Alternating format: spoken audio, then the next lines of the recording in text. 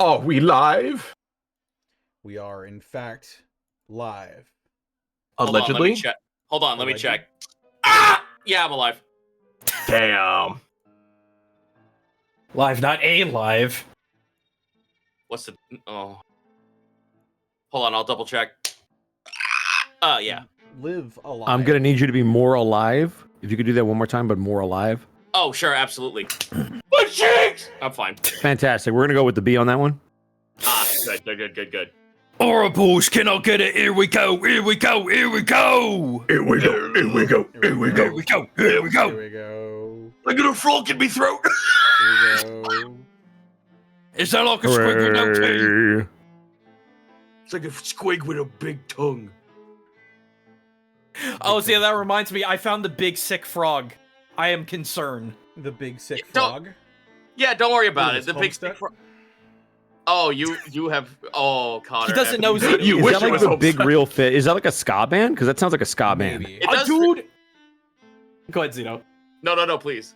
I was just gonna say, dude, I would love it if there was a ska band and they were all frogs, and they had like, they were on like skateboards and like long jean shorts and shit. I'd love Okay. that. Okay, so Gaijin, Yeah. the next update for Vampire Survivors, the things they're gonna add into their beta for the next patch, Yeah. is character creation.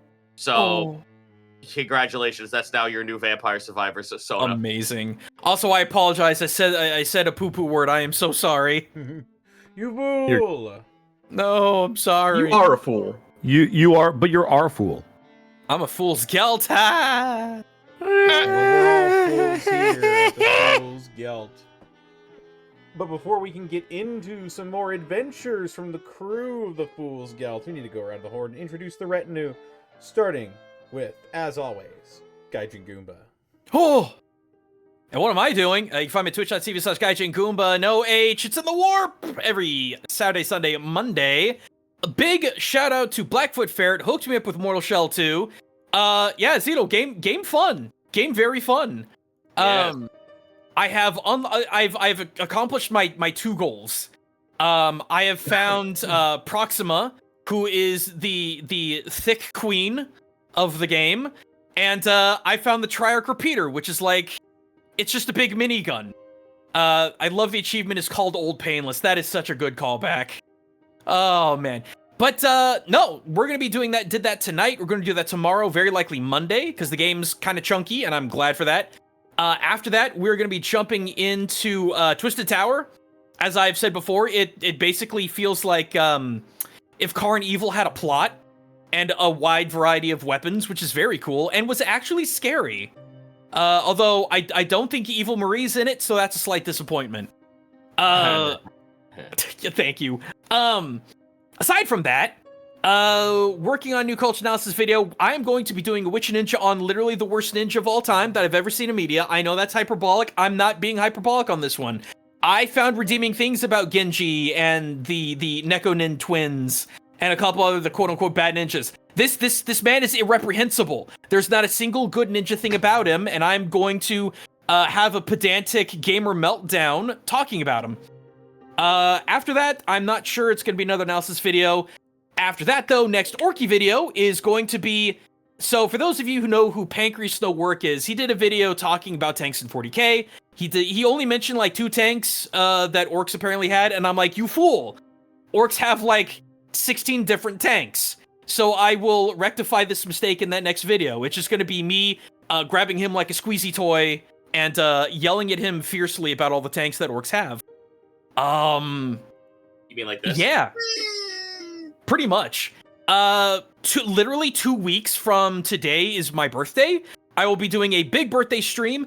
I know I keep talking about it. I will be streaming the game. It's basically Resident Evil, except Leon Kennedy retires, and he installs internet for a living, and ends up fighting more zombies, but they are all voluptuous nurses. Don't worry, there's nothing like horribly perverted in it. The ragdolls are exquisite. And yeah, he's just his dumb idiot self doing everything he can to install the internet while there's a zombie apocalypse going on in this hospital. So that's gonna be fun. That's me. I got a lot going on. Excellent. Very nice. Up next, we've got Zito.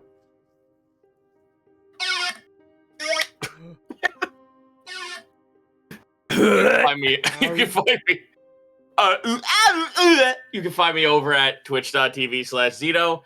I was playing Mortal Shell for a long time yesterday. It kind of actually shafted a good portion of me wanting to talk about some other skirmish war games that I found. So I'll be doing that sometime next week. However, tomorrow you will actually catch me live. I usually don't stream on weekends, but a few buddies of mine are going to be playing Realism 2 that has functional multiplayer. So, yes. So we're gonna probably play that around like 2:00 EST tomorrow. And then Monday I'll probably talk about more tabletop stuff because I have fallen in love with a bunch of like really interesting and different skirmish games to the point where I might actually create a Turnip 28 small tournament between me and my friends who are just figuring out how the game works. Mayhem on Molehill Mountain, because the game is all about fighting over arbitraries. So I thought I was being clever there. Beyond that, any upcoming releases that are happening, I would love to play Mortal Shell with Gaijin, because that game is apparently co-op. Yes! The 27th, Far Far West gets a big content update. Followed by the day after, on the 28th, Vampire Survivors gets its new DLC. And then I want to see if the aforementioned beta update of being able to create your own characters is put in. So then that means I can probably throw in some bout characters. I don't know. Maybe I'm just a weirdo who likes creating things and putting them in video games. Maybe I'll do it. Maybe I'll get voices. Maybe I'll make Calixto Galavar have 1 framed animations instead of everyone else having only 4. Who knows? That's me. One more thing, actually. I apologize. Last thing. Rent's coming up. I'm going to be doing a sketchathon, like, for a good chunk of those days. What that is if you come over to my stream, give me $25 over Ko-Fi, and give me a character reference. It could be an OC, it could be an existing character, it could be your favorite character from a show. It don't matter. Just as long as you give me a visual reference, and with the $25 on the Ko-Fi drop, I will draw your character in sketch form live on stream.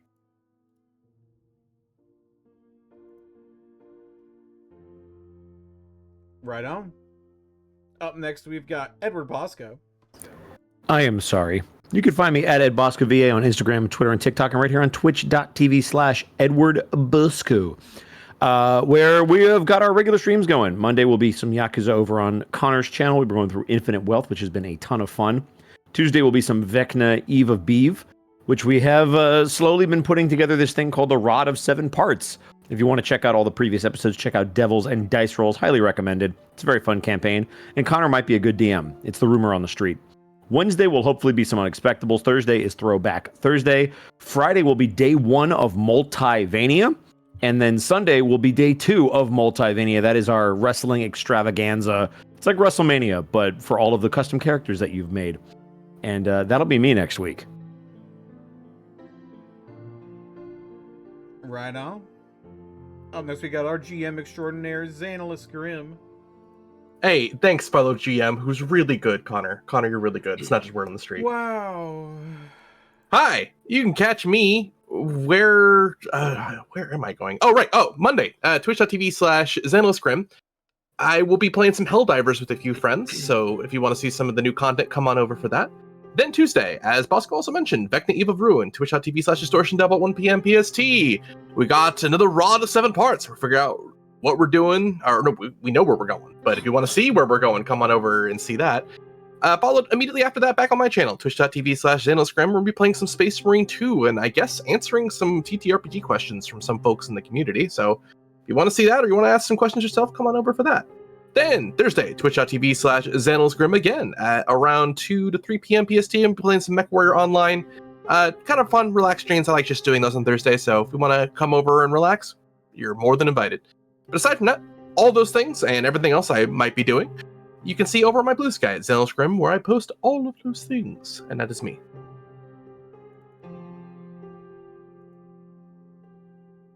Excellent, and that just leaves me. They can find me on Twitter, Twitch, YouTube, Tumblr, and Blue Sky at Distortion Devil. You can find all my TTRPG content over at youtube.com/Devils and Dice Rolls. And if you like what you see over there, you can go to patreon.com/Devils and Dice Rolls and support what it is I do over there. Other than that, I stream every day except Wednesdays and Saturdays. Yeah, that's about it for me. This episode of Fool's Gelt was brought to you in part by Die Hard Dice. Die Hard Dice! Right, that's right. Dice! Die Hard Dice, it's your one-stop shop for dice and dice accessories, and if you head on over to dieharddice.com, you can use the code Unexpectables, and you can save 10% when you shop online at dieharddice.com. You can also pick up the Lies Aspect Dice, the official collaboration between the Unexpectables and Die Hard Dice. That's right. That's right. It comes with a nifty little dice bag as well, and if you bring that to us at a convention, if you see us, we'll sign it for you for free. That's right. We'll sign your sack. And you'll get an opportunity to do that at Anime Detour 2027. That's right. The Unexpectables are coming back to Minneapolis, Minnesota next year, the tail end of March. So, if you'd like to come see us, get those pre-registrations in now, you can use the code WARK27. You can save some money when you pre-reg. It also lets the convention heads know that we're the ones who sent you. And I believe we also got to thank the people who've donated all of their fine bits and subs. Bits and subs! That's right. That's correct. All of those noises.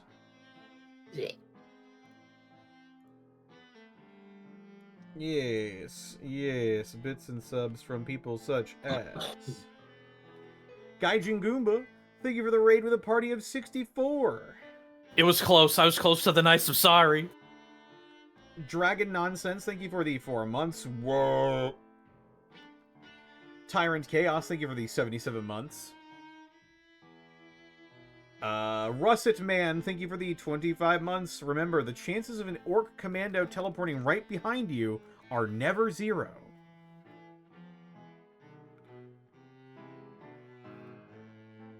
A Spellpunk, thank you for the 25 bits. AJZ, thank you for the 100 bits. GI y'all, gotta say, get ready for bed, because... gotta get ready for bed, because I got work in the morning. So, listen to y'all at work tomorrow. Sure thing. Sweet dreams. I hope you had a good rest when you listened to this.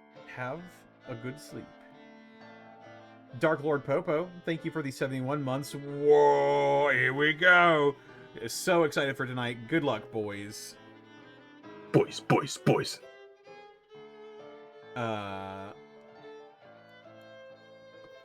Moreheck, thank you for the 100 bits. Catching my first live Fool's Gelt. May the Emperor be praised, and may all your walls be orky.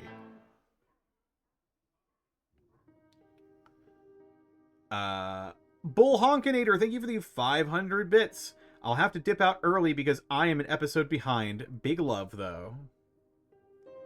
Fair enough. Mr. Insecure, thank you for the 5 subs gifted to the community. Z the Fae, thank you for the 77 months. Captain of the VOD Squad, thank you for the 38 months.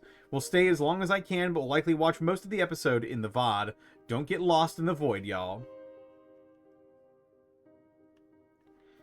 Sir Straw Hat, thank you for the 50 bits. Trying my hardest not to throw my laptop through a fucking window as I try to deal with Discord support to recover my old account. Please help me not go crazy with your chicanery.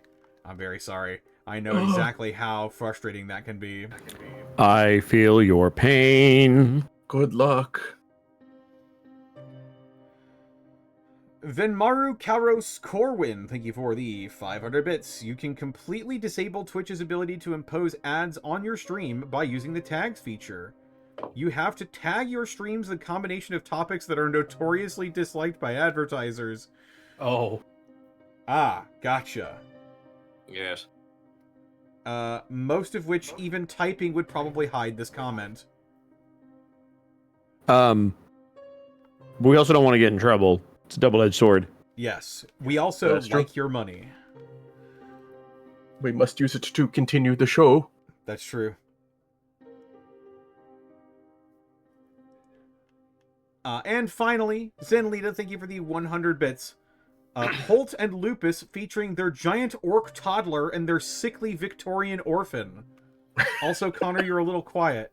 What the fuck you mean I'm a little quiet? No. Yeah, I texted you when we started. A couple people have said it. I'm sorry. I'll quiet It's not you. What? Yeah, Zen. Shut up. I got you, Connor. I'm up 17 decibels. Decibels? 18. 19. I will peek this fucking microphone and you will all say thank you. Yeah, you'll peek. Yeah, but Connor, you'll peek. You're gonna You'll peek the sit- microphone quietly. Chat will unanimously, in the same micro instance, say, Connor, we can hear you now. What?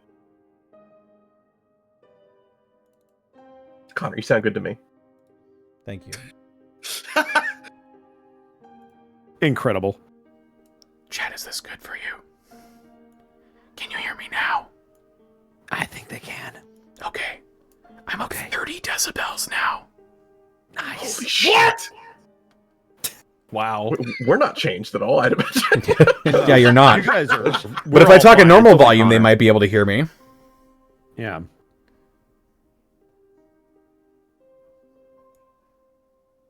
Oh, you don't like that one, huh? No? Hi guys, welcome into the Connor Fucks with Turn Chat up your stream. speakers.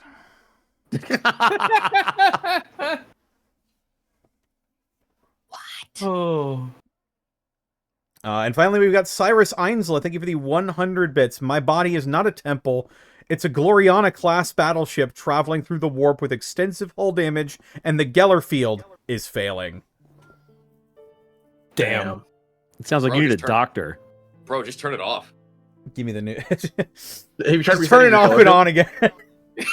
Oh fuck yeah! Have you turned your body off and on again? You turn it off, and then you turn it back on, and the lights come on, you have like a third arm. Heresy, kill him. Hmm. Xeno scum. But with that, that's all our bits and subs for the moment. I Okay. guess it's time for Xan to take it away. Yeah. Oh boy. Layers, we ready to go? Yeah. Let's do it. All right. As per usual, at least now, we are going to begin with a captain's log that will serve as our recap. So, whenever you are ready, Connor as Lupus, take it away.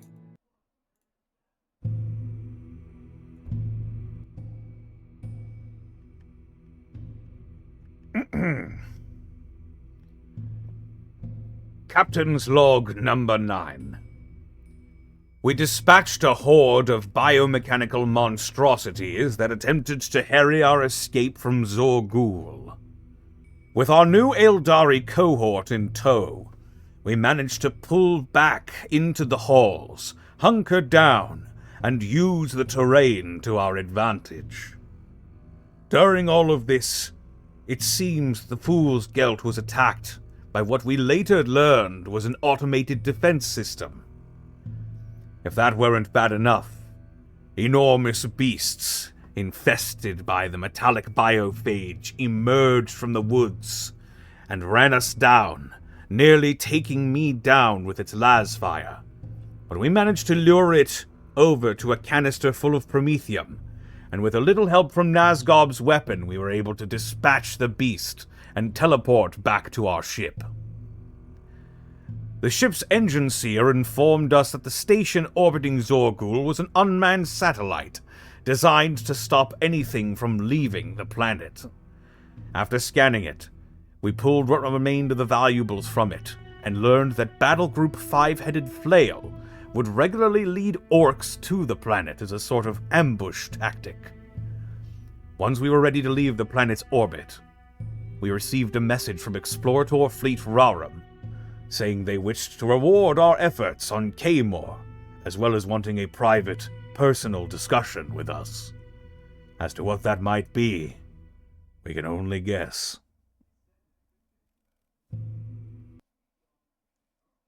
And with that, we return to our story. From within the Quintus cluster of subsector Misa Coronum, the Gothic-class cruiser known as the Fool's Gelt exits the warp and into real space once more. Meeting with a rather large Mechanicus fleet known as Explorator Fleet Rarum, a collection of ships in various states of battle damage, all gathered from some sort of mission to the Omnissiah, meets your sight from the bridge of the Fool's Gelt.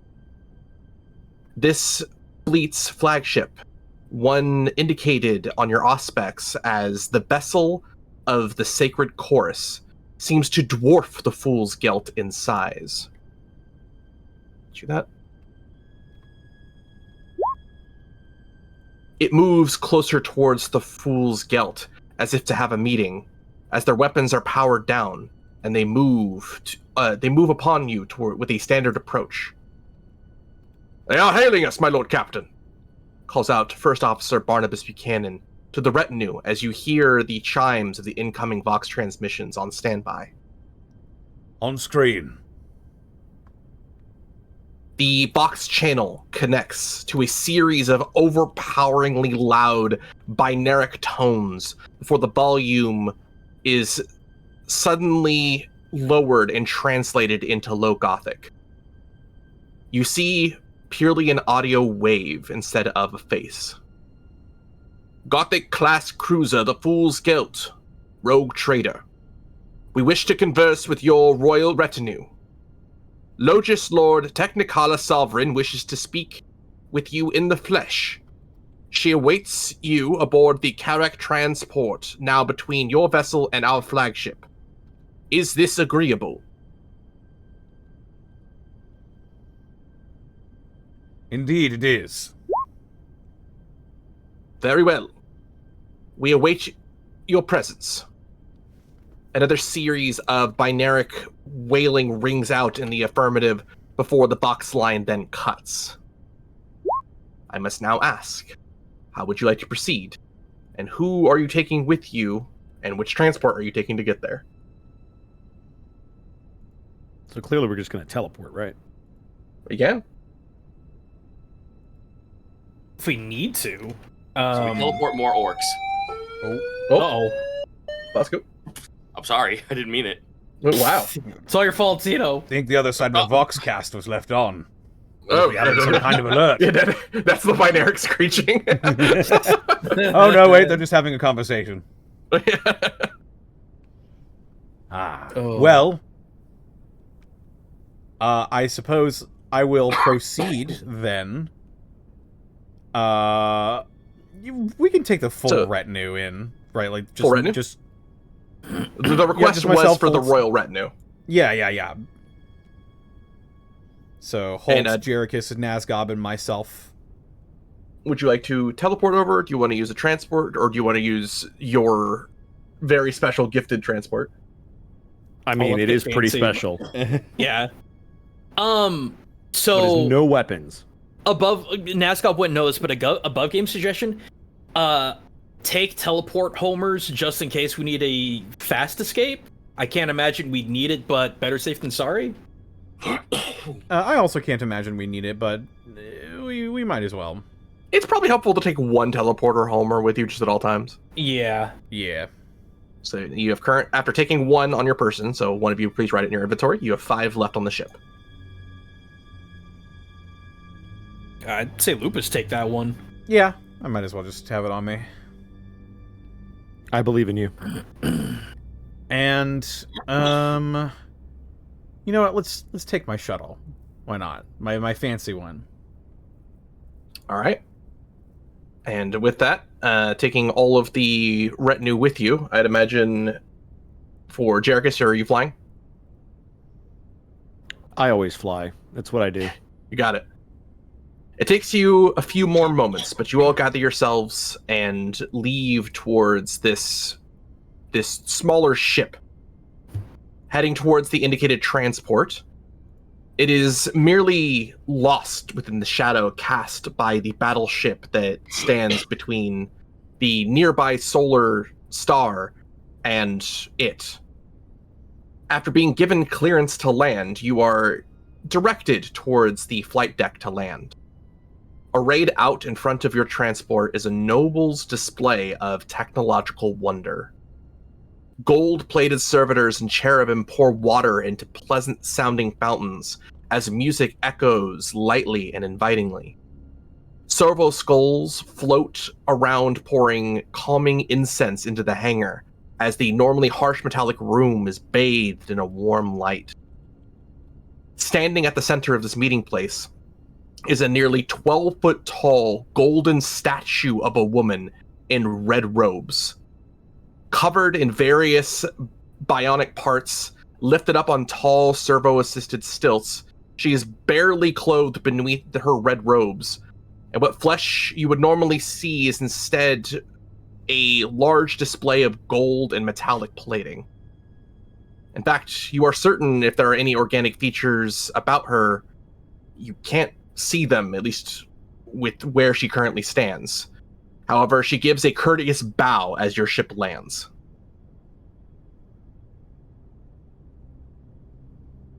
Lupus will bow in turn. All right.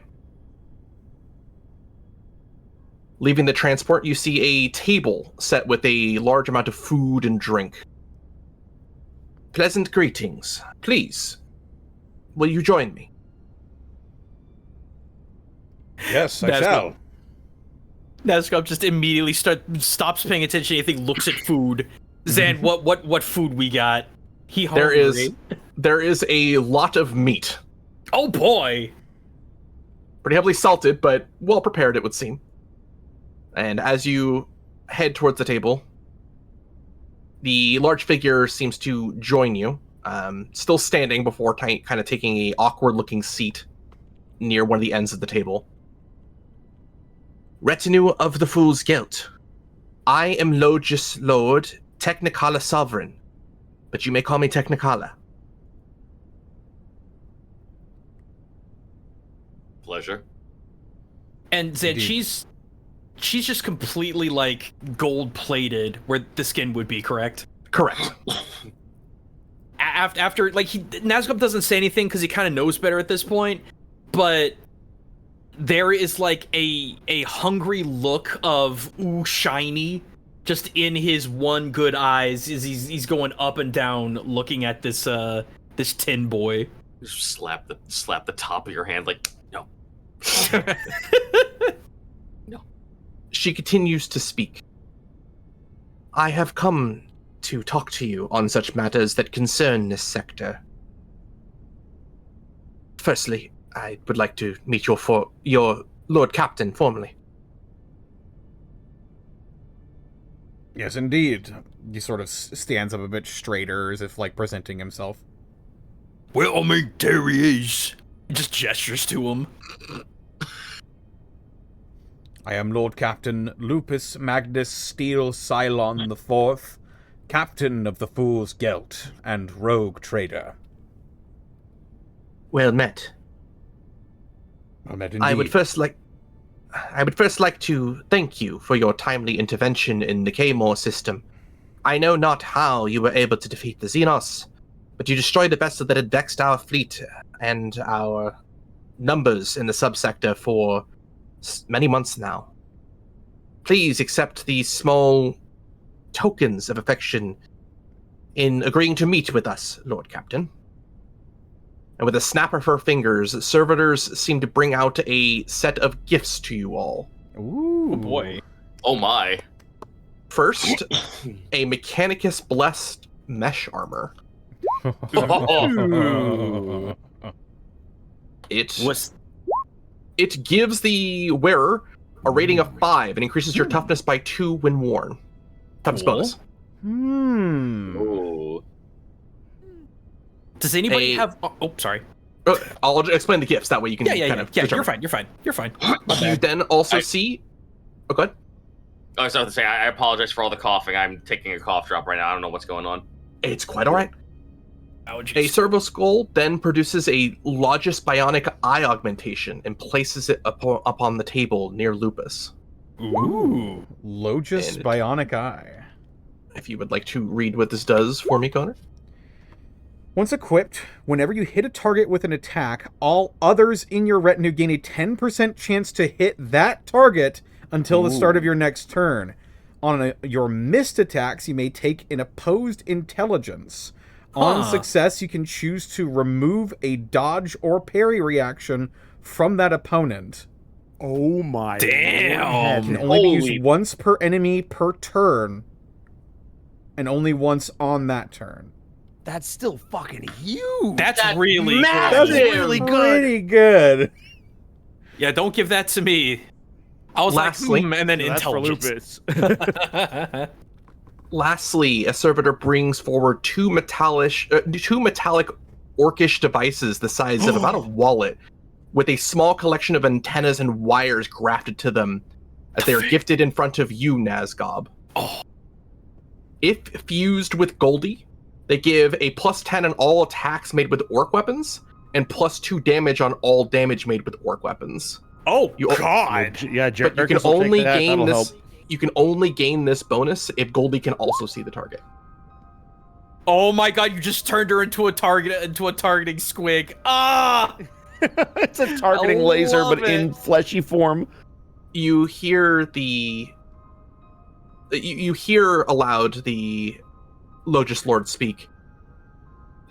We found some Xenos technology and knew not what to do with it, but I heard that there was a sanctioned Zito aboard and serving in your retinue, so I figured this might assist. Oh, that's indubitably good. Oh, Goldie, come here, girl. I might turn you to me targeting squeak. He's elated. He's very happy. Fuck, Holt just like kind of like folds his arms and laughs. Huh, you won't need me anymore, it seems. No, Grubslug's still gonna need you. You've got better eyes and yours is really good at them one shots. His ears twitch when he says you got better eyes. From your vantage, both Lupus and Jerichus, you see the tech priest. You're not certain if she would smile. Her metallic plating doesn't seem to allow for much of any expressions at all. But it does seem to lighten at the jovial conversation shared between some of your retinue. So they do There emote is- somehow. More than trinkets I would offer you, however. But before we get into that, I must discuss your time at Zorgul. If that is agreeable, Lord Captain.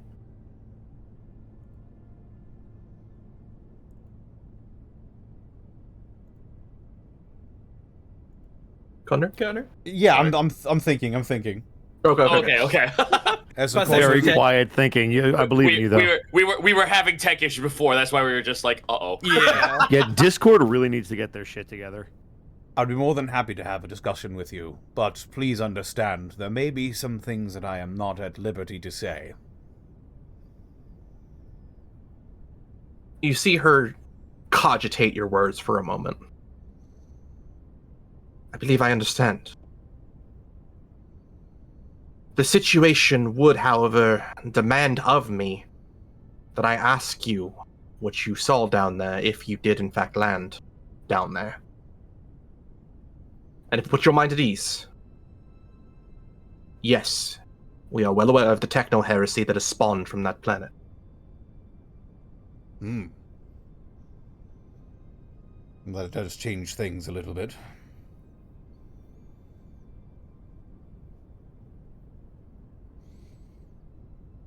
As Lupus sort of, we're all sort of sitting down and getting ready to discuss this out in the open now, correct? Correct. So outside of some servitors and some cherubs floating around, it just seems to be this person as well as the rest of the retinue.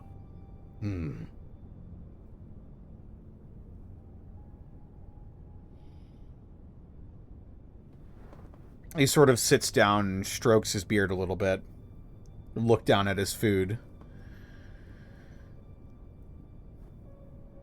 We did end up making planetfall.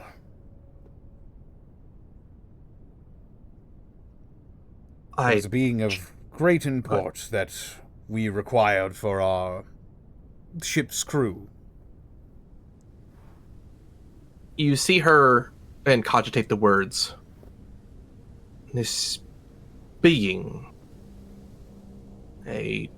hopefully not a creature of techno-heresy. No, not at all. Simple medic. You see her physically relax her posture in calm. And I trust that none of your crew or your away team was infected. No. The only people who were on the surface at the time are the people you see here now. And one other. The crewmate in question. I see. Well, for further, I suppose, context regarding the situation, it was the wishes of the Archmagos who married that self-replicating thing and the autonomous machinery with the metallic organism, much against the wishes of his advisors. But the Archmagos is long dead now, leaving only his mess as a legacy.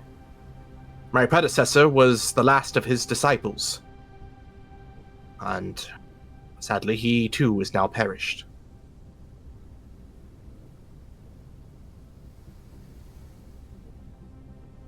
I take it the techno-heretical defense system is now offline?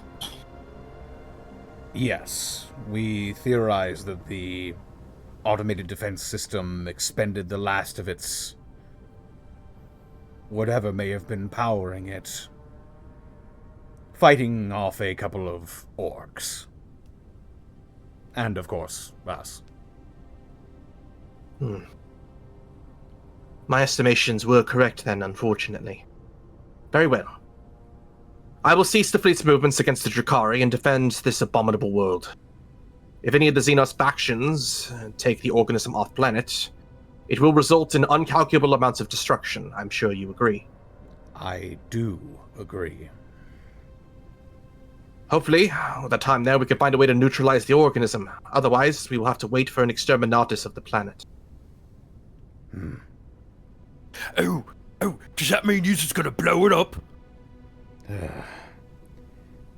More turn the surface into glass and ash. Alright. It's kind of exciting. If you would permit me another question of you, my Lord Captain. Of course. Considering your more newly acquired name, I must presume that the Inquisitor Vestinia Cylon Steel has recruited you and your retinue to the subsector. And if so, my question is as thus. Have you spoken with the Fabricator General Antrum yet? Lupus, you know that the Inquisition gave you two possible leads. To the planet Quintum, where you are near, to meet with Battle Group 5-Headed Flail to see what ships they could possibly spare against the Tyranid invasion, or to the planet Afrin to speak with the Fabricators Alliance of Dome and Porta to receive more ships munitions, where you know you would likely meet this Fabricator General.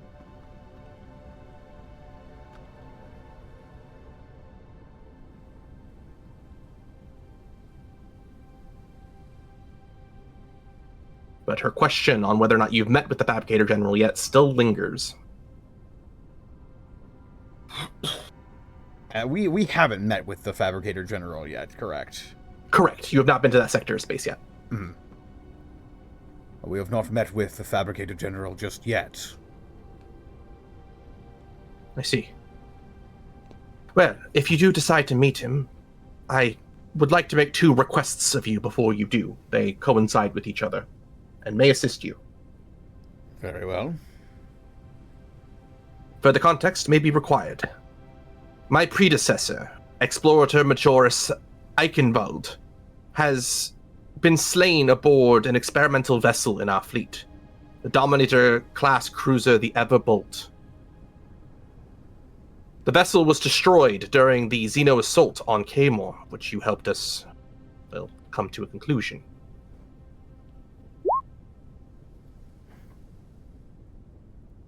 My ask is that you retrieve the late Explorator Majoris' data matrix and deliver it to the Fabricator General. Doing so may open some doors that might be otherwise closed to you, but it would also ease tension between the Fabricator's alliance and the Explorator fleet which I now must reign. However, our best rate of accomplishing this initial task leads into my second request. Are you to accept it? Sort of raises a brow, implying that they should continue speaking. This is only one that there is only one, rather, that I trust to both successfully extract said data matrix, but also to deliver it to the Fabricator General unharmed and unopened. However, their status as a member of the somewhat shamed Explorator Fleet Rarum may keep certain doors closed to you. Therefore, I humbly request that you induct them into your retinue, at least until the data matrix has been delivered. Is this agreeable? They're asking us essentially to adopt Explorator Fleet Rarum into the Fool's Geld? They're asking you specifically to get a data matrix from the late ruler or the late head of the Explorator Fleet Rarum, and they're asking you to take one of their members and bring them into the retinue, at least temporarily, so that their status as a member of this Explorator fleet does not get in your way. As you sense some tension behind those words.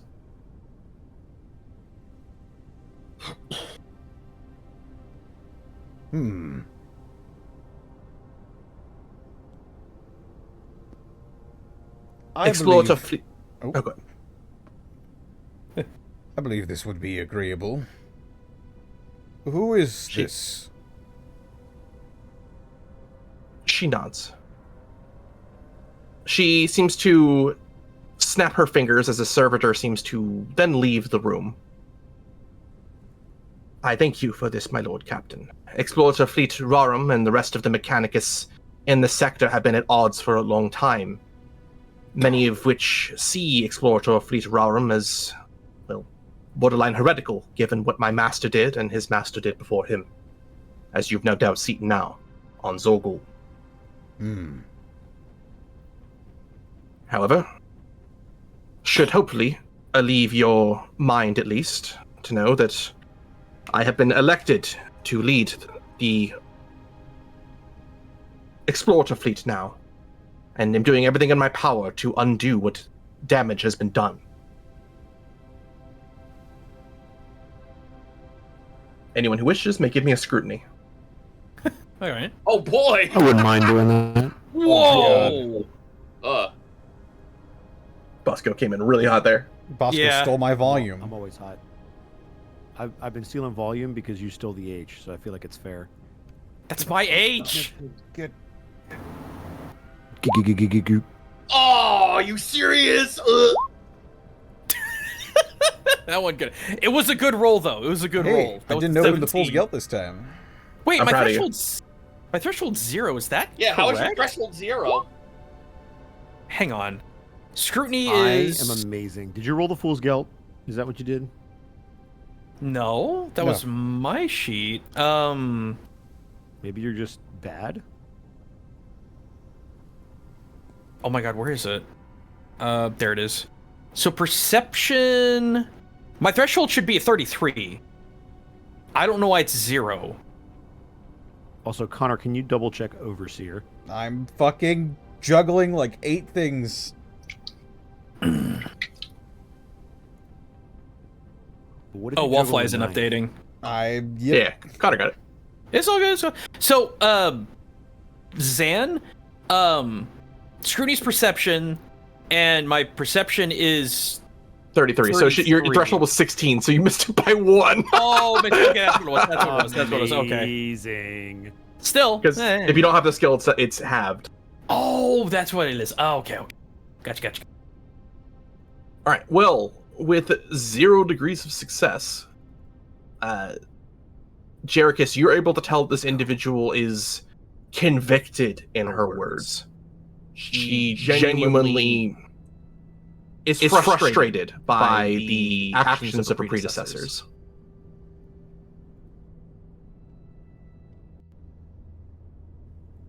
Good to know. And do with that knowledge what you will. But she then hears a small binary chime as she snaps her fingers a third time as the hangar bay doors open. A figure stands waiting to be received. And at this point, I would like to welcome our good friend, Sarah Ann Williams. Yay!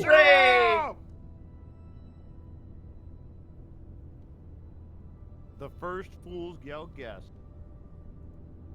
Praise be the Omnisire. Hi! Hi, Sarah. Hello. How are you? Hi.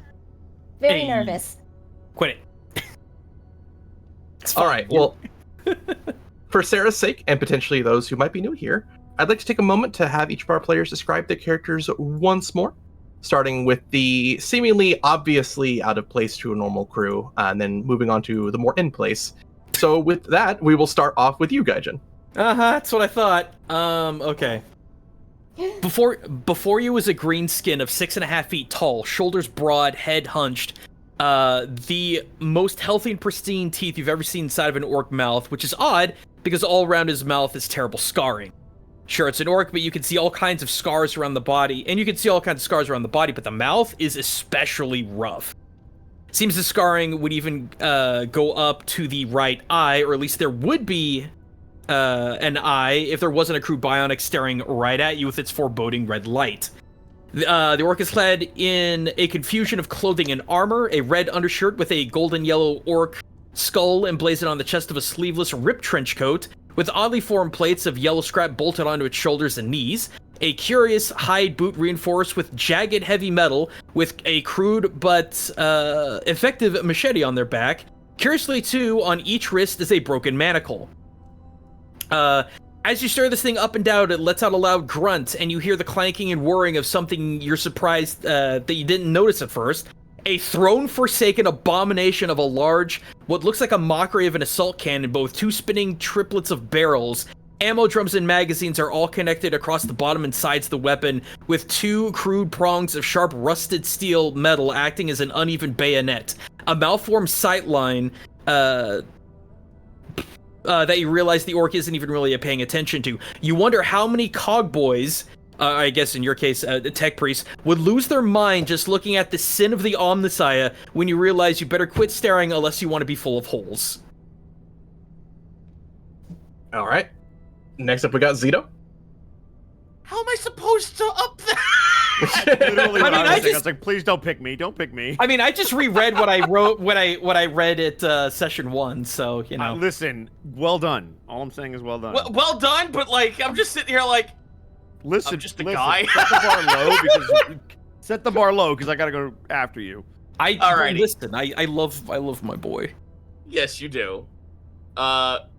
Before you is apparently some kind of human. This is no Xenos you've ever seen, but based on any data that you would have had in the Mechanicus archives, what is standing before you is a Nightsider, a humanoid with a figurement of what could be best described as a Terran mole or some kind of creature like that. Their skin is a weird purplish pale. They have a very stubbed nose, They and very, very long protruding ears and rat-like whiskers coming out from their face.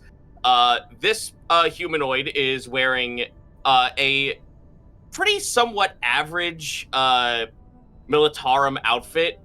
The only oddities being a part of it is that there is a very modified long las at their side. There is a tripod bionic eye on the left side. However, the other eye is completely covered by his hair, which unfortunately kind of hides any other features that would have been noticeable to you. And they hit sorry, that's pretty much it. Yeah. All right. Next up, we have Bosco. Oh God, I'm sorry. Before you see what looks to be very clearly a psyker of some kind. You can tell by the long staff with the sigil of the Inquisition placed upon the very top of it. He has two long tubes that run from a mask that covers his face. One red eye, one whitish looking eye. A mask that covers his complete face, and a hood draped over the top, a black cape flowing behind him with an almost maroon interior color. The rest of his garb is very mundane looking and pretty standard looking armor, very light, as if meant to be able to move quickly across the battlefield. You'll also notice that he seems to be instantly looking you up and down and stands very close to Lupus at all times, giving you the indication that he's probably, if not Lupus's second in command, at least very protective of his Lord Captain. And also, we have a incredibly handsome individual who's playing a very handsome, very handsome character. I didn't get. What is this intro? Wait a second. That magnificent beard. Connor is also juggling a bunch of stuff behind the background. But when you get the chance, It's Connor, true, yes. Lupus. I know you got a lot on your plate. Yeah, go ahead. Lupus, compared to the rest of his retinue, is probably the most normal looking, from normal to you at least. He is a human. He's got sort of somewhat ragged, somewhat leathery, tanned skin and stark white hair. He looks pretty good for a man in his 80s, honestly. But he stands up tall. He's probably around 6 feet. He's wearing a very elaborate tan and crimson robe, sort of vestments. Very much has the sort of pirate captain aesthetic going on with him. His beard is braided nicely. His hair is trimmed and coiffed. He's got cybernetics that you would note as well on his arms and on his eye. On his hip is a power sword, as well as a single-shot las pistol that looks quite ornate and quite old as well. And he stands with an air of confidence and has a smile basically plastered to his face. And now, Sarah, do you mind describing what your character looks like? Approaching, you see a Adeptus Mechanicus gender ? Person, garbed out in the normal reddish whitish robes. It's almost like a hoodie cape thing with a little skirt, her chest plate is exposed. It's a torn sort of skirt look at the bottom, though it is not covering anything because there's nothing to cover, because as far as you can tell, there is nothing flesh left on this person. It all looks like she has decked herself out in complete Mechanicus metals. And of what you can make out of the face is mostly shrouded in her hoodie. What else do you call it? Hood? Though you can make out what looks like a pair of glowing eyes and a glowing mouth. She has an Omniscion axe, she has a las pistol, and a rather curious set of tentacled arms with little clackers that almost are imagine how rats and mice sort of their mouths twitch as they're sniffing. It almost has that feel to it as it's going tick, tick, tick, tick, tick, tick. And she follows the servitor and stops next to Technicala. Technicala. Stops next to Technicolor and nods. Technicolor looks towards the retinue. Now, I regard this one with high esteem, and would see it as a professional kindness to see them return to this fleet one day alive.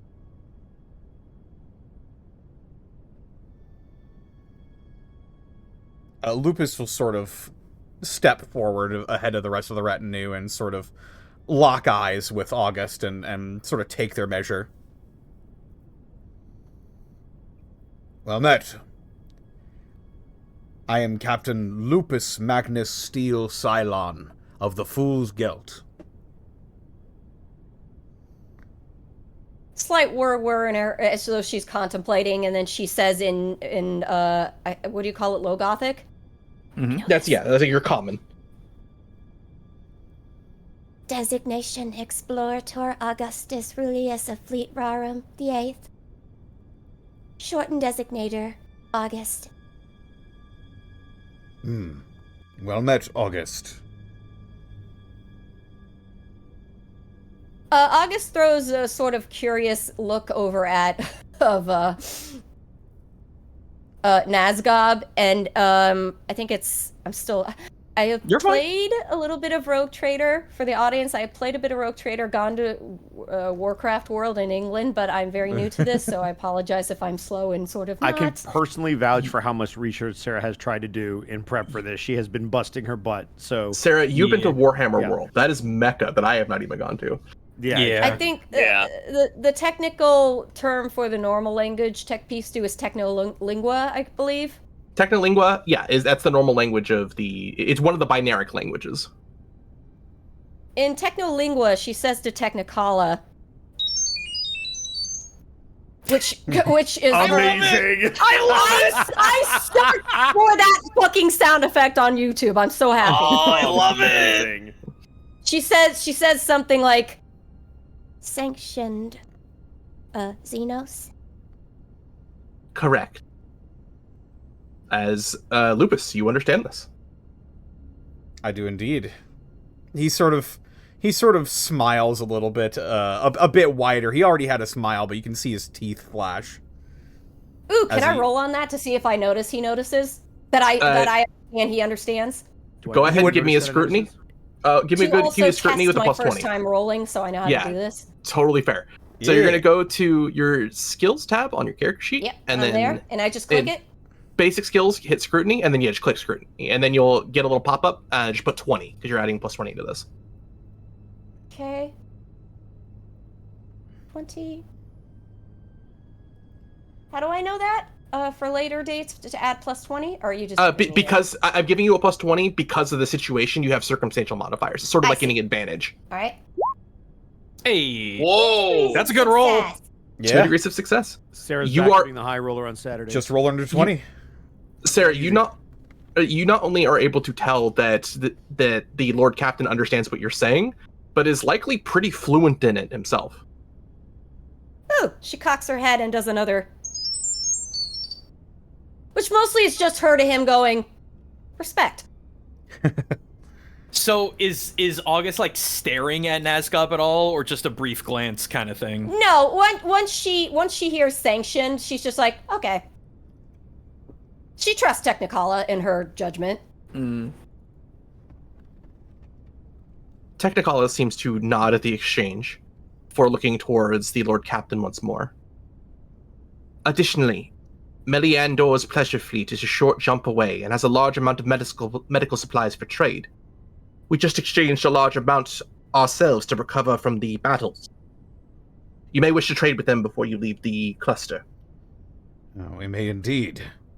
He sort of like eyes will just flash backwards. He knows he can't see the Fool's Gelt, but he flashes back towards the direction of the Fool's Gelt and just sort of contemplates like, yeah, we could probably use more medical supplies now that we have a medic. The planet Quantum, simply a small jump away, houses an impressive telepathica array you may wish to use, if you so choose, as well. They are in the same location as the pleasure fleet. Oh, what was the area called? Sorry. So the planet Quintum. Okay. Here, I will take you to the map so that's easier for you to see. Yay! Oh wow, this is my first time seeing this. There you go. Yeah. Oh yeah, that's a tiny jump skip away. Yep. I don't know how to read this. Wow. And this is a relay station that's also in the area? The planet itself seems to be the capital of the Quintus cluster, from what you have learned thus far. The pleasure fleet that seems to have the medical supplies seems to be in orbit of this planet. Oh, gotcha. You are currently out in the void of space, meeting with this fleet in the middle of nowhere. Yes. The Your safest map is place so to be. clear on the thing as opposed to when I'm looking at it. Like, it's all blurry on my screen. Except for the You might loading. It may be loading. It could be loading, yeah. It's your first time seeing okay, this. I'll wait. And lastly, your reward as promised for saving much of our stranded fleet from the Xeno. This very ship you stand aboard. While she is one of the smallest ships in our fleet, she is the only undamaged one, and I pray to the Omnisire that she serve you well. And added to your fleet, if you choose to accept it, is the Carrick class transport ship known as the Challenged Yet Destined. Amazing. Let's go. Ooh. It's a Challenge transport-specific ship.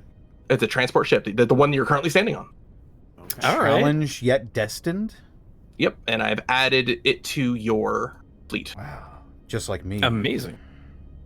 Cool. August makes a little. Is good ship. Very capable. Fucking. Damn it, Sarah. If it's in her slightly warbled little tone of speaking, which I can't. I don't know how to do fancy filters like, Ed in them, but it's like she sounds proud almost. That's fair. Wow. I've heard you do filters and stuff before. Oh, I like my little 4-second clip I'm using now. I I'm just think gonna keep using it's that. freaking It's great. good. Yeah. sorry, Me too. told the 10 boys in the tech priest in the room. Got a question. He just awkwardly raises his hand, waving it around. Of course. You are So free we- to ask. We've got some broken humy things. Can you boys fix it? Would you be able to elaborate on this? Just feel right. He's gonna take the busted flamer and just kind of plop it on the table. As feel right here, this humy burner. She looks at it, seems to cogitate for a moment, snaps her fingers yet again as a replacement flamer is brought to you. Wow, you fixed that real good. I want to believe you actually think they fixed it. Hey, you. So he looks over to freaking Lupus. Oh, you be boss bad fit. Your mech boys is real good. They are Quite. indeed. Now, Remind me of the lore here. Are we in terms of fixing things? We're kind of not allowed to. How does that work? you're allowed to fix things. You're not usually allowed to modify things past what is known and acceptable. And trying to fix this would be that, or Well, no, it's more that the thing can be fixed. It will just take a while. So she instead just gave a replacement while she fixes Build, that. build to the blueprints, don't instantly. kit bash. Yeah. And so, I mean, the thing is that my guy knows how to tinker with the weapon that he has. His intelligence of 14. That probably doesn't even know any better. that's fair.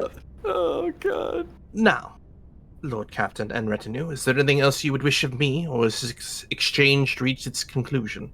You've Clancy's already given us plenty, indeed. As promised, your reward for services rendered. We were only all too happy to help. Acknowledged. August, you see the Lodgus Lord, Technicolor Sovereign, who is something of a loyal older sister to you at this point, as she leans towards you and whispers something in Technolingua. Keep their Lord Captain safe. I have a theory that his survival may be necessary if we are to see the subsector survive. Is He this says agreeable? this to me in technolingua or normal? Yes. Technolingua. Oh. August's legs do this little thing, and this is because you okayed it, Zan. Thank you so much. Sure. August's legs do these little rup, rup, and she actually her legs extend her 2 inches higher, like she's almost straightening her back in a way. And she says in technolingua, Understood. Technicolor then seems to smile and nod in her own way that really only you can tell given the circumstance and the facial features that have been replaced with metal parts. She then looks towards... she then places an arm around your shoulder. I have grown quite fond of you. I will miss you in your absence. As such, I would like to initiate a small physical embrace one last time before you depart. Is this agreeable? Aw. August, I don't need to do it every single time. August says, Agreeing. she hugs rather stiffly, but her little arms are almost human-like in their embrace as they sort of wind around too.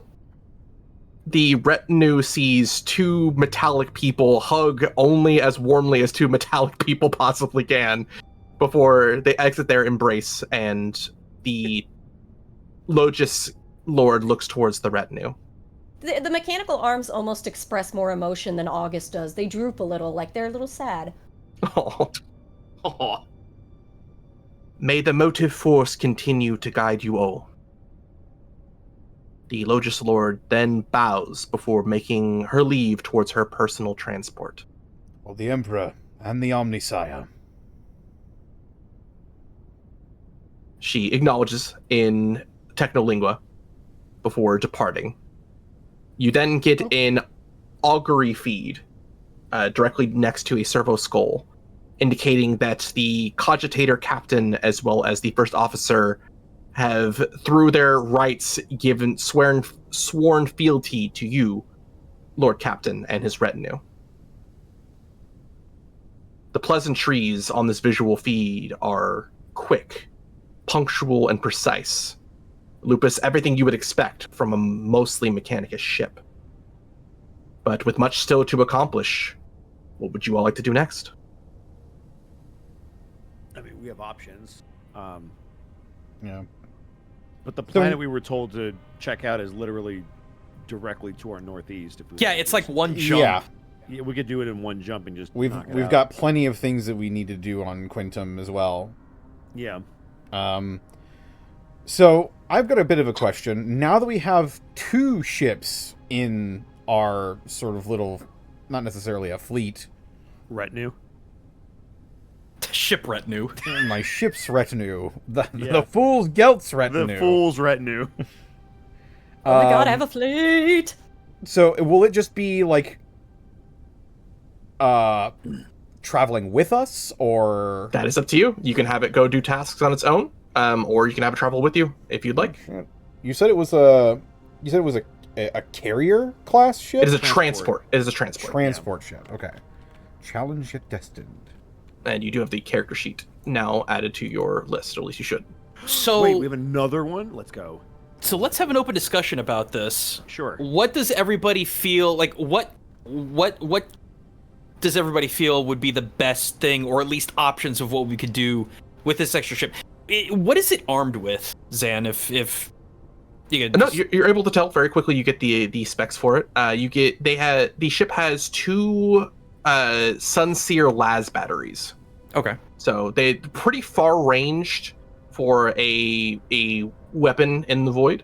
Mhm. However, they do have a special mechanicus augmentation called an augury feeder, which makes it so the next time they would hit on a hit against a target, the next ship in the fleet gives the next sheet plus 10 plus the degrees of success to also hit that ship.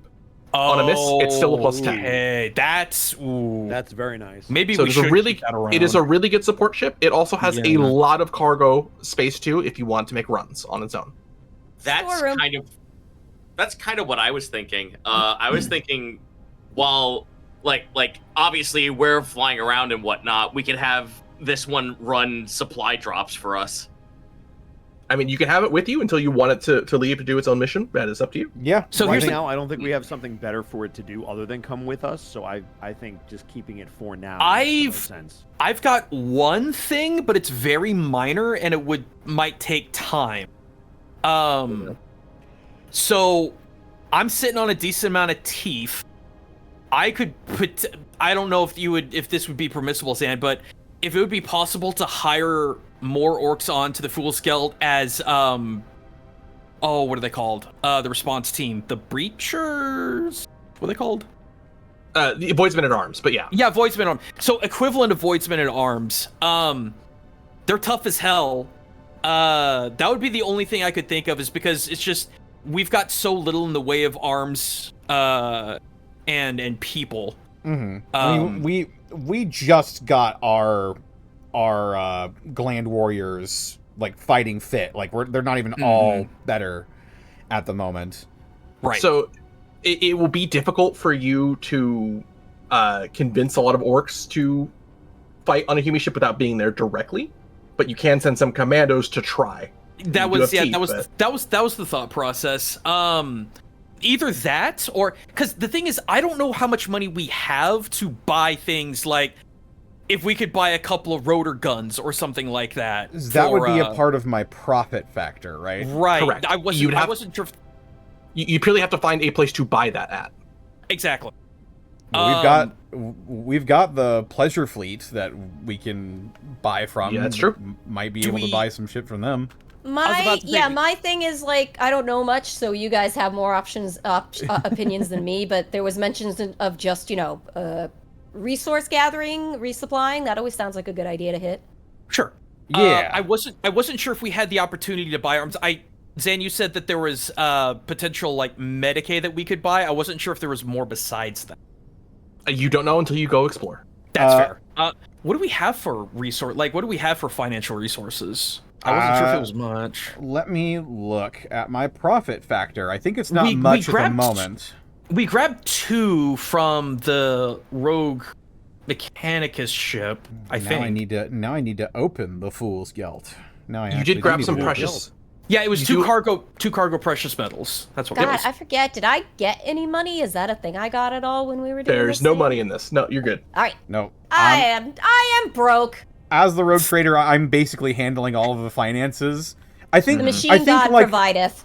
A profit factor is like the equivalent of like several $1 million or something, right? A profit factor is the equivalent of like a lot of money, right? Yes, it is. It is the fact that you are trading connections and social capital. It's more capital than hard money. Right. That's why it's not called like crowns or something like that. Exactly. Or thrones. Yeah. It is how much financial influence I have. Yes. To that end, I'm having trouble finding exactly where it is, but I think I got you. I think it's like 1 or 2. It's not much right now. I could say something right now that could ruin thrones as a currency. Profit. The way you described profit factor, I was sitting here like, so rogue traders do business through NFTs. Oh my god. Ah! Oh god. Minus I hate it. I hate it. I just wasn't sure. I just wasn't sure what resources we had and what we had the option of potentially picking. That was my only 2 cents in that.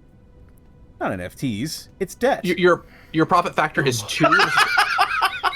Your profit factor currently is 2, Lupus. It is on your character sheet, beneath your it's on skills. my character sheet, so I don't even need the Fool's Gelt. Well said, sir. Well said. There it is. Found it immediately. You're doing great, Connor. Thank you. All right. So, do you want to head back to your ship? We might as well. Okay. I'll hail Buchanan. First Officer, this is the captain speaking. We are coming back with a few new goodies from our friends of the Mechanicus, including another member of the retinue. Very good, my Lord Captain. We'll have the ship ready to go upon your arrival. Very good.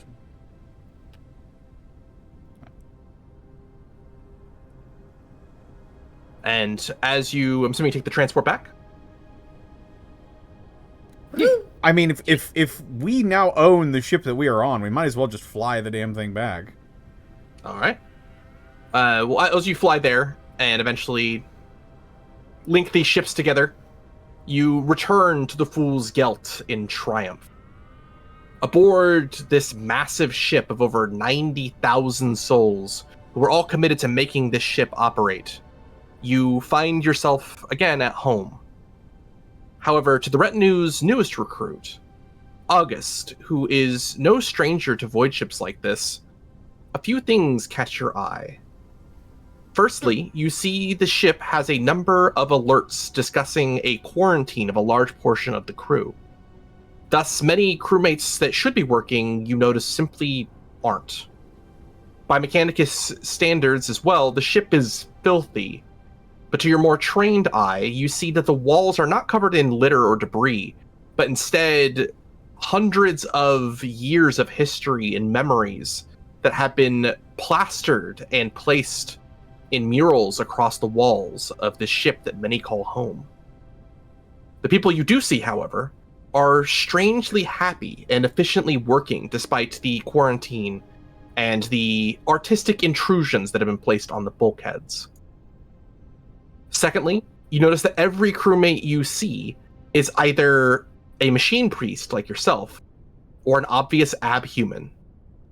Every person aboard this vessel appears to be either mutated or bionically changed, which is an entirely unique experience to your eye, as often mutants and tech priests, even aboard Mechanicus ships, are usually somewhat of a minority to the sheer volume of people that would be deemed, quote, unchanged, end quote, by certain members of the Imperium. It's like you can sort of, if someone was looking, see the things that the lights that make her eyes subtly shifting back and forth, but her mechanical arms are like peering all over the place almost, making that little funny chittering noise, to the point she actually has to grab one and sort of pet it down, like, calm down. As you stand now in the flight deck of the Fool's Gelt. Cool map. As you hear over the Vox feeds to the retinue. My Lord Captain, we are ready for you at the command bridge whenever you are ready. Very good. We'll be up there post-haste. And after a short while, you find yourselves back at the command bridge of the Fool's Gelt. Immediately, you see your first officer, a cat-like abhuman called a felonid, named Barnabas Buchanan, as he salutes with the rest of the crew aboard the bridge. My lords, the explorator fleet has transmitted the exact known location of the Everbolt, as well as the warp telemetry, if we wish to use it to make our jump back to Kaymor more direct. However, the jump point originates from the planet Quantum towards Kaymor, my Lord Captain. That should be fair enough. I see precious little reason at the moment that we would ever need to go back to Kaymor, but it is good that we have a way, should it be necessary. Very good. We are at the jump coordinates now if we wish to make a jump towards Quantum. But it is on your order, my lord. And the pleasure fleet is also at Quintum, correct? Correct, yes. So let me move you guys back to the star map real quick. As you also notice a different mechanic of warp telemetry. So you'll notice a yellow line that leads from Quintum to near the Kaymor and the location of the Everbolt. Mm-hmm. That is a temporary stable warp route that counts as a purple line in this case, or a pink line in this case. Oh. Oh. However, anytime the warp storms around may shift, that may also change course or direction. Okay, interesting.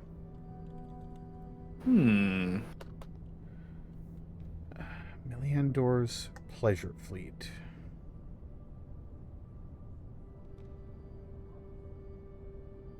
And as you are traveling through controlled space, as this is the only controlled cluster in all of the subsector, you can make micro jumps, which are just take 1 day and move you 1 space without any check required.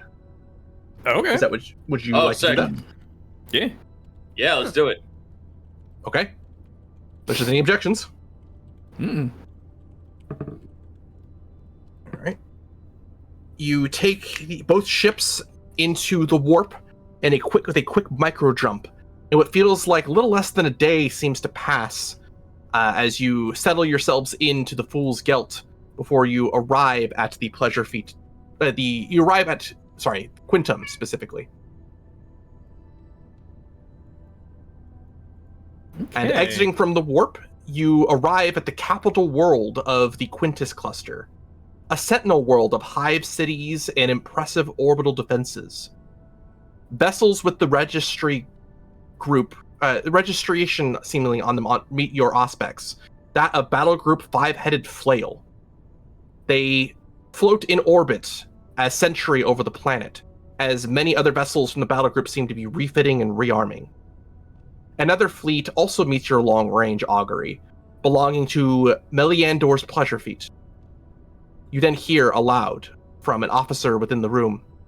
We are being hailed by the Cobra-class destroyer Resilient Strix, a battle group 5-Headed Flail, Lord Captain. Resilient Strix. Yep.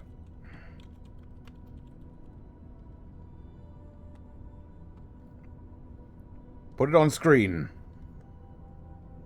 You see a human individual with a rather large beard. Some bionics as well, kind of fastened to the side of their head. They seem to be wearing a much more military-looking cap, and they seem to have the insignia of the Navy, as you hear them speak aloud on the screen. Welcome to Quintum, Fool's Gelt. My name is Captain George Evist. Unfortunately, the capital is inaccessible to all outside ships and crews. However, there's a rogue trader fleet here in orbit if you wish to barter. Well met, Captain. I am Lupus Magnus Steel Cylon of the Fool's Gelt. Also a rogue trader. Would seem your reputation precedes you. Indeed. However, as I stated before, the capital is unfortunately denied to anyone not already serving within the Quintus cluster. Is there anything I can do to assist you? Would you be able to tell us why this is? Well, the review process to get to the planet Quintum properly, as it is a sentinel world, takes about 3 to 5 years before the process can be officially reviewed by the planetary governance. Jesus Okay. Christ. I can put an application request for you if you wish. Huh. No wonder they've been able to defend the world for 1,000 years. Indeed. We take precautions with our capital world, given the state of the rest of the subsector. Indeed. Well, our business doesn't lie in Quintum itself, so you can rest assured that we don't have any designs on that. Of course. The rest of my battle group is engaged with the fleet in ship-to-ship combat with the Xenos who are attempting to reach the planet Cano in this cluster.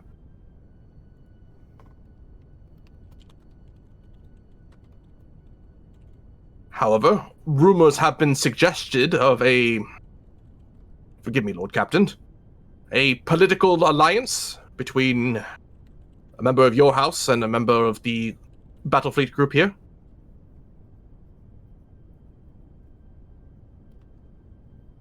Apologies, I'm just writing down my notes now. Oh, y'all good. Yeah, I threw a lot at you just now. That was a lot. 5-headed flail. you recall that your sister They're- and Lex was... Okay, Yeah, they're fighting the Drukhari currently. correct. Yes.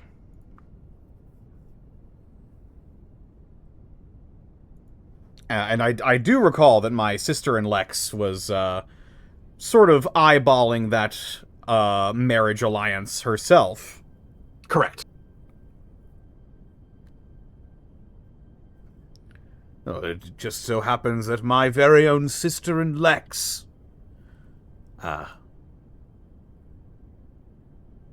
maybe jockeying for such a position. Would seem the rumors are true then. If you wish for me to speak, or if you wish to speak to my superiors, please give me some time to reach out to them. In the meantime, please, do trade with the rogue trader fleet in orbit while communications are still being exchanged. I believe we shall. Thank you, Captain. Very good, and well met. Resilient Strix out. As Fools the Gelt out. comm feed ends.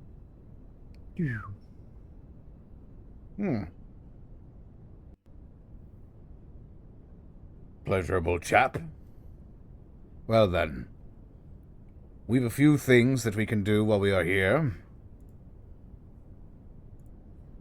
I think first and foremost, getting our Medicaid situation shored up as we possibly can should be our priority. We have precisely one medic who is a Xenos. Agreed.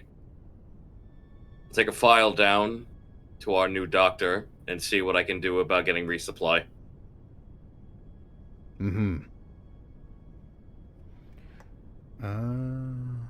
Shall I bring us Above towards... game, they're talking about someone else besides Nazgob? They're Correct. talking about Yes, like an actual yes. doctor. So to be fair... Oh, to be fair, yeah, this is the first time they're hearing anything about another Xenos. yeah. Yeah, August will pipe up at that. Query, Captain Lupus. Yes, August, go ahead. Another sanctioned Xenos on ship. You are correct. Is that gonna be a problem, eh, Tin Boy?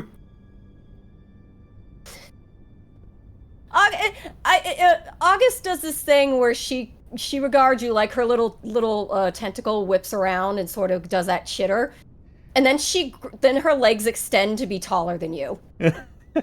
Oh shit. Nazgob. She says- damn. She says in a very even keel, "No." Nazgob will tippy toe to try to meet your eyes. Holt pinches his fucking eyes with his thumb and his index finger, like, oh no. Lupus does the I show speed trying not to laugh face. One of the tentacle arms does this little spiral. It's almost like it's laughing slightly, but she sort of does this pat on it, like, don't do that. But to Lupus, she says, Curious ship. Sanctioned Xenos. Many Mechanicus, many altered for a kind of ship. And that is putting it lightly, I assure you. But the Fool's Gelt and her crew have done nothing but serve me well and faithfully ever since I took the helm. I place great trust in this crew and this retinue. little burst of, which means interesting. But she seems satisfied by that. Casts a glance over at Nazgob and lowers herself down to the height she was. Apologies, Xenos Nazgob. But to answer Don't your let it initial happen again. to answer your initial query, August, yes, well, I suppose our only, that being chief medical officer, is an Eldari named Farahil. Does it matter what kind of above game to Adeptus Mechanicus? Does it matter what kind of Xenos it is, or are all Xenos just equal? You know, I mean, not all Xenos are equal necessarily. There is the fact that the Drukhari have been so heavily around in the sector, doing damage to many of the people, even in your fleet, The Drukhari are not well liked. However, Eldari are kind of just seen as an unknown. Well, yeah, it's like, is this something she in her, even in her way, being told it's okay to be like, ugh, not that. That's worse. I think it's more of an unknown for you. Oh, okay. Does your character have any preconceived notions or prejudices against other Xenos? Not any more than I believe a normal Adeptus Mechanicus would. Hmm. So, yeah. Question mark. Looks towards Zan. Correct. As far as you know, the only ones that you would know are actively hostile are the Drukhari. Yeah, so fuck the Drukhari. You would assume orcs as well, but this one seems to be working with you. Yeah, well, I mean, she's also trying to figure out. She's like, maybe I think there's a little part of her. There's also like, Xenos Nazgob, not good designation. No. Should probably sort that out. Sarah, don't worry. Nazgob's one of the good ones. Sanctioned is that Nazgob. Better. I will say this. I will say this. The weapon that Nazgob carries is just would theoretically be repugnant in your eyes, because it's just a mishmash of so many different other like Imperium weapons kind of cobbled together. It's modded, basically. It's an abomination. Yeah. It isn't like a funny little custom job. It's just like, this should not work at all. It should fall apart. And as you all inspect this, a few moments later, you find the entirety of the Fool's Gelt now surrounded by a small yet incredibly opulent and powerful fleet of rogue trader vessels. Ooh. An officer aboard the command deck then shouts out, "We are being hailed, Lord Captain!" Popular today. Put it on screen. Ah, the Fool's Gelt! Welcome, welcome! Normally I would have the rabble dispense with the pleasantries, but I do ever so take delight in seeing another rogue trader. So I simply had to speak to you myself. But where are my manners? I am Arch-Captain Meliandor of the Vanquisher class battleship, the Eye of Opulent Splendor. And to whom am I making acquaintance with? I would have been insulted had I been met with anything less.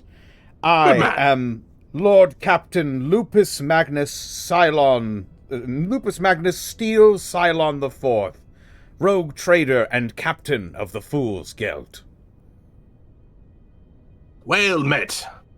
May I presume you have a desire to trade?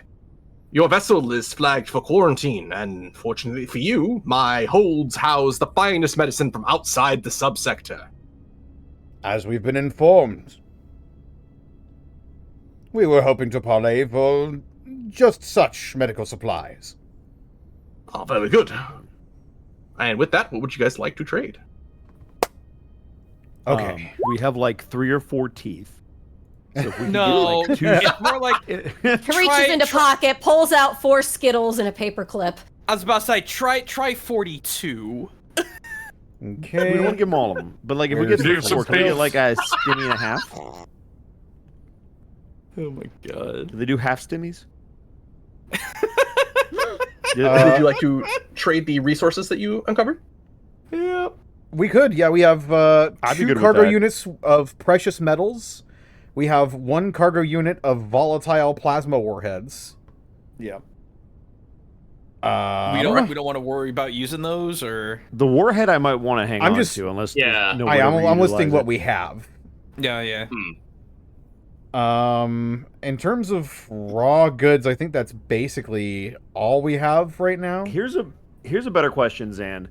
Is there certain items that will sell better in certain regions than others? Like, for example, if we're in a quadrant where perhaps they have a lot of precious metals, maybe we wouldn't get as good of a price. Is that a thing? And if so, can we determine what would be best to sell here?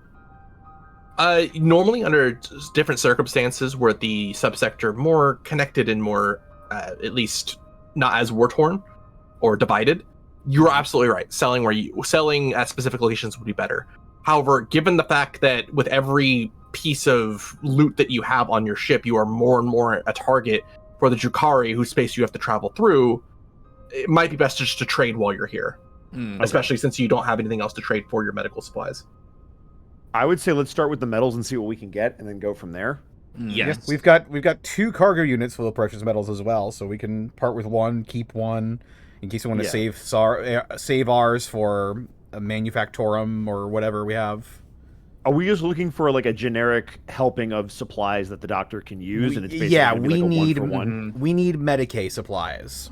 Okay, Well, before any of this happens, yeah, I do need a fellowship skill test of your choosing. Commerce, if you have it. from I assume the captain. From me, Locus, probably. Yeah. And We don't have commerce. if you don't have commerce, I will allow you to make a fellowship of choice to try and get a bonus to your commerce check.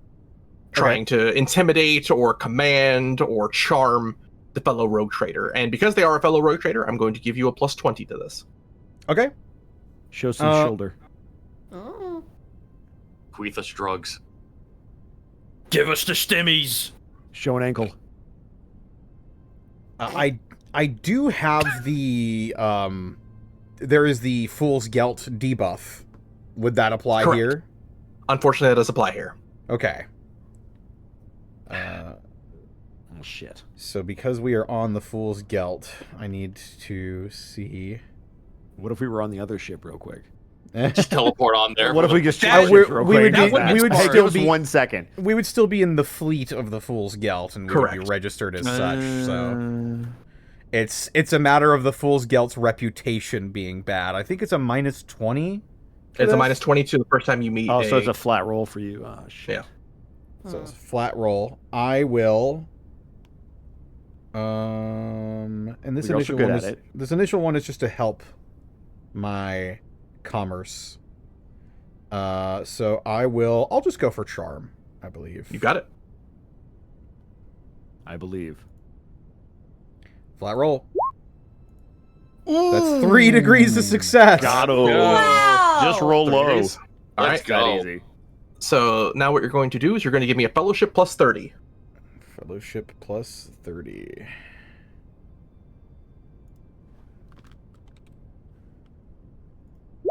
That's 5 degrees of success. It's so easy. 5 degrees, okay. Your profit factor counts as 4 for this trade. So let me see. Yeah. And with I'm the 5 posting the degrees Vince of McMahon success, gif. Excellent. You are given you're given medical supplies in exchange for the rare minerals, both of them. You are also given a militarum shipment. A militarum shipment. Yes. Which comprises of mostly lasguns and flak armor. That's good. The medical supplies, if you don't mind going to the Fool's Gelt, and then where it says Medicaid, to the bonus add 15. Is that in the skills? It'll be in the skills, where you see Medicaid, there will be like a mod section. I see it. So add 15. And each time you take from the medical supplies, you'll lower that by 1. Gotcha, okay. How many do we have? 15. Okay. That covers the entirety of the ship, not you guys. Right. Okay, yeah. So whenever the- whenever we got to take a Medicaid after combat. Exactly, Okay, for the ship okay. combat. Yep. Mhm. And you can also choose not to do that if you want to just not use any medical Yeah, if we don't supplies. need to. Yeah. All right. Next up is the militarum shipment. So where it says ballistic skill, go ahead, and weapon skill, go ahead and add 15. Yummy. For Oh, the to Fool's the Gelt. Fool's Gelt? Yep. So whenever there's ship combat, you may subtract 1 from that total to add the remaining bonus. Where do you want me to put that? Just in the weapon skill and ballistic skill of the Fool's Gelt, the very top left.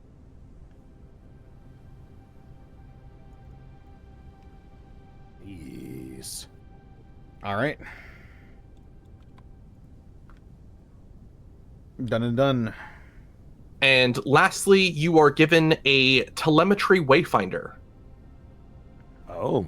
Which does. You can set it to a location, and then before a jump, you can make a temporary safe warp travel point from that location to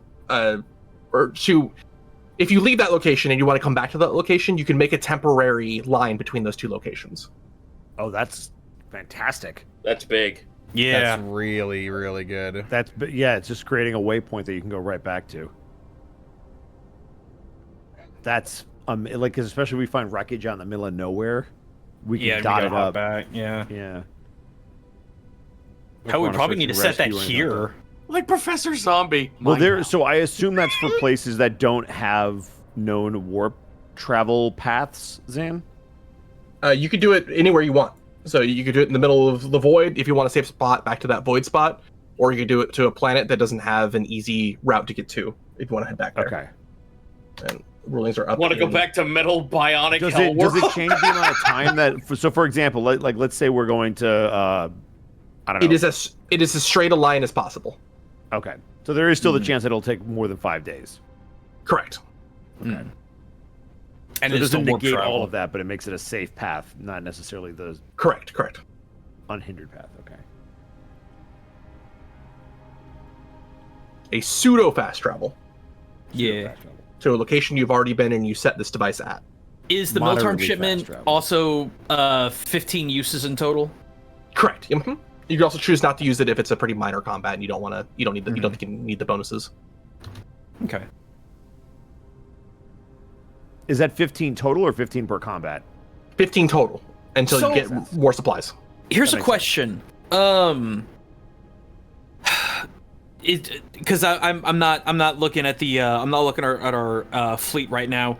Should we be concerned about a lack of staffing or capable like combat? Because, for example, we're the ones that are basically doing the combat roles for on behalf of the Fool's Gelt. For our other ship, is that something we should be concerned about? Or do you guys think that it's going to be fine as is? I mean, our other ship is a supply ship anyway, so it's probably won't be like it'll probably only be supporting us in combat anyway.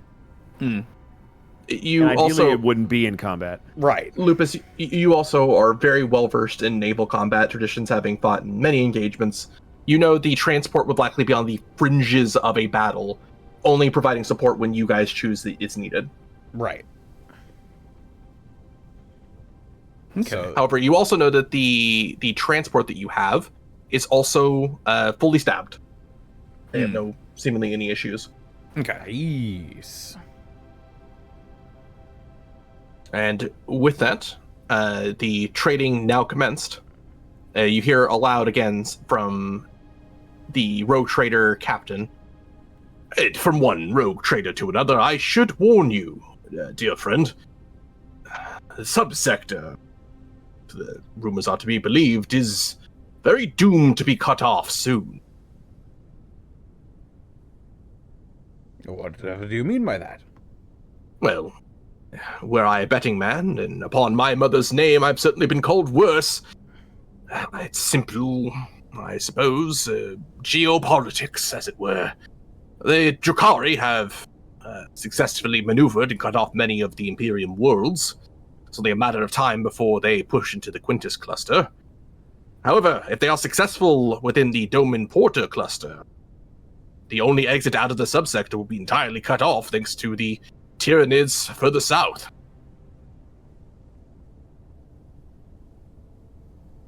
Oh, I may have half a mind myself to leave the subsector once my business here, planet side of Quintum, is fully concluded.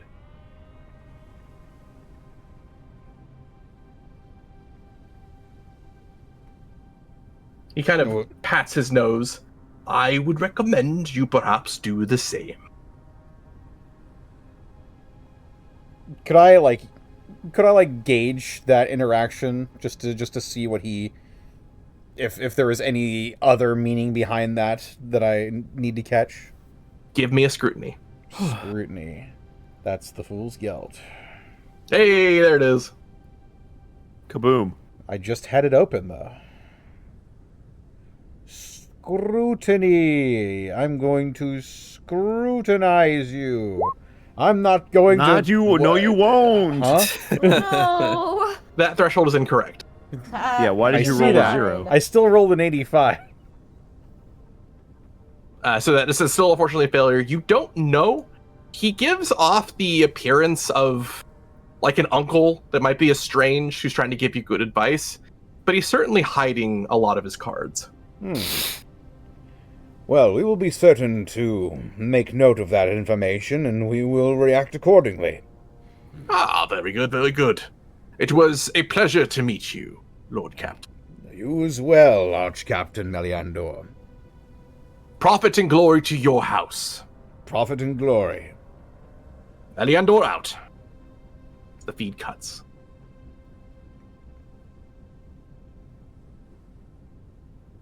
So hey, Zan, unrelated question. Yeah. What's this Miltarm presence in the south in the Lucendra cluster? That is not Militarum presence. That appears to be another rogue trader fleet. Oh, that's what that particular icon is Rogue Trader. Yeah. Oh, The only Militarum okay. presence that is known is on a planet called Ganrel, near where you started. Interesting that there's a Rogue Trader that deep in Orc territory. Okay. There's a few. Yeah. Interesting. You then hear aloud from a tech priest, "My Lord Captain, the Cobra-class destroyer Resilient Strix of the Battlegroup High-Fetid Flail is requesting to patch through a transmission." Patch it through. We are popular today. Indeed. As you get a visual feed that is printed onto a piece of scroll and delivered to you by hand. If you do not mind reading, Connor. Well, of course. I love that we still have fax machines in the 41st millennium. I posted it in the Full Scale channel.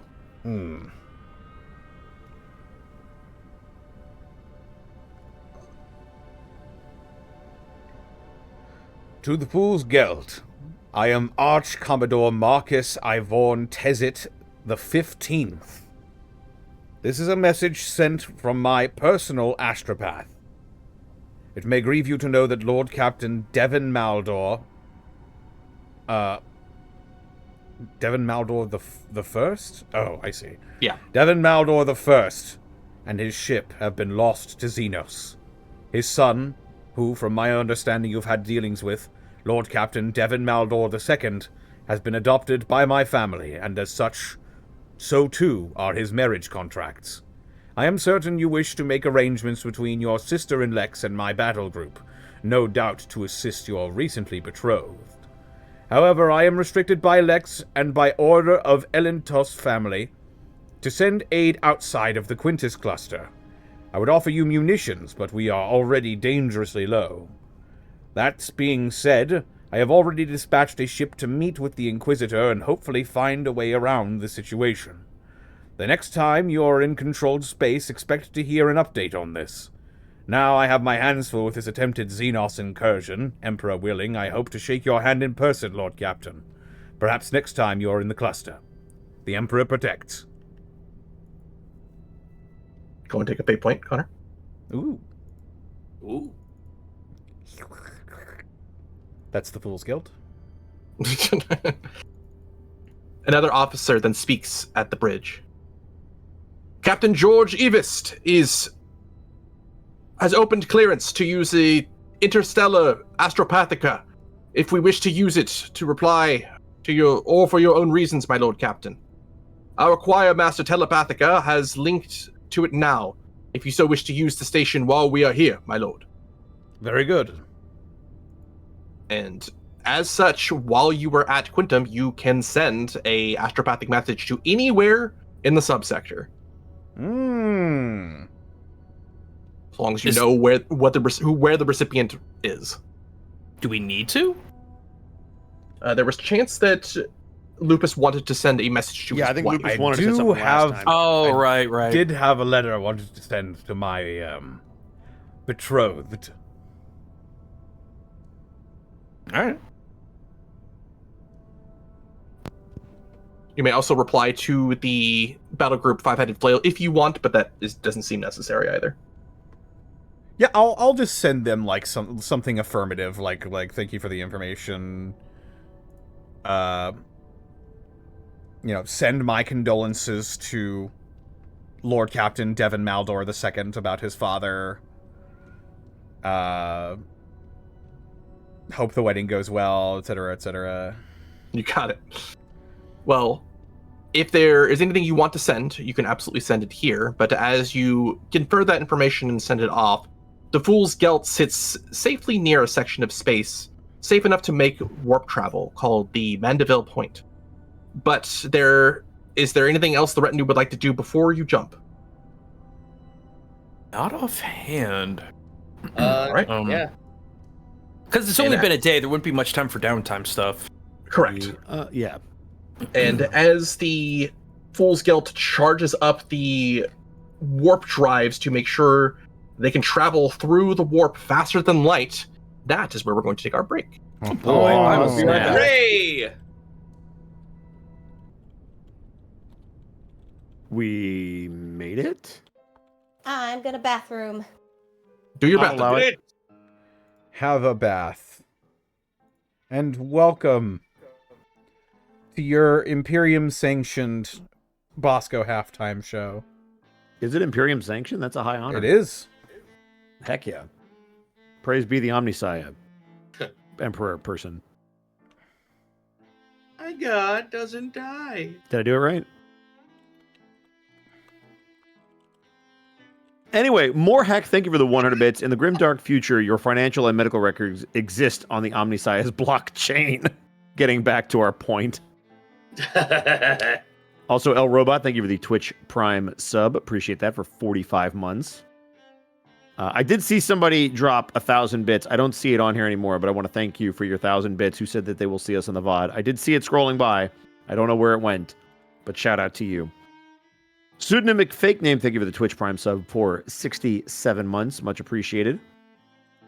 GTG Maximo, the OG, thank you for the 52 months. And hello.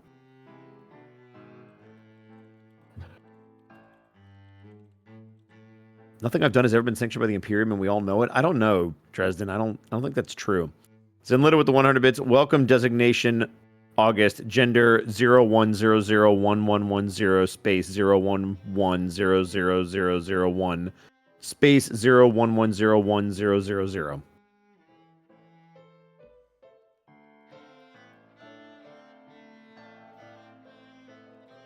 My accent is atrocious? What are you talking about? I can't do that accent. I'm not trying to get canceled. What the fuck is wrong with you?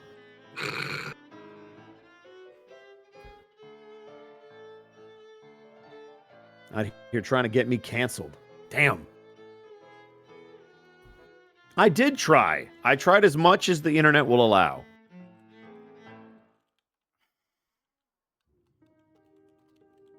We need to stimmy We need to merch. send me more. Okay, so listen. We have been talking so much about merch behind the scenes, guys. I promise you, we're doing stuff. The stimmy is a possibility. The thing that we have to keep in mind, Games Workshop, if you remember back in there, we don't want people to do our stuff on streams days, has lessened their stance, but we want to make sure that all of our T's are crossed and our I's are dotted before we do anything related to Warhammer merch, but it is on the table. Yeah. And we know you guys want to stimmy. It's probably one of the better things that we can do because it's not technically Warhammer's thing. Like, they do stims, but the stimmy's its own unique thing. So there's a chance. It's not a no, but we are definitely looking into it. We just want to make sure that we know what we're doing before we pull the trigger, because you can't really undo that if you start selling stuff. Yeah. Yeah. So believe me, we've talked about Fool's Gelt merch. We would love to do it. We just want to make sure that it's appropriate and that it's legal. I return. That is one of the more important things. You need to ask yourself, we want to make merch of thing. Is it legal? Yes. This message brought to you by the law. Oh my god, the Twit Gamer is in the chat. One of the other people who has been helping Coach Sarah, who's fucking crushing it, by the way. Yep.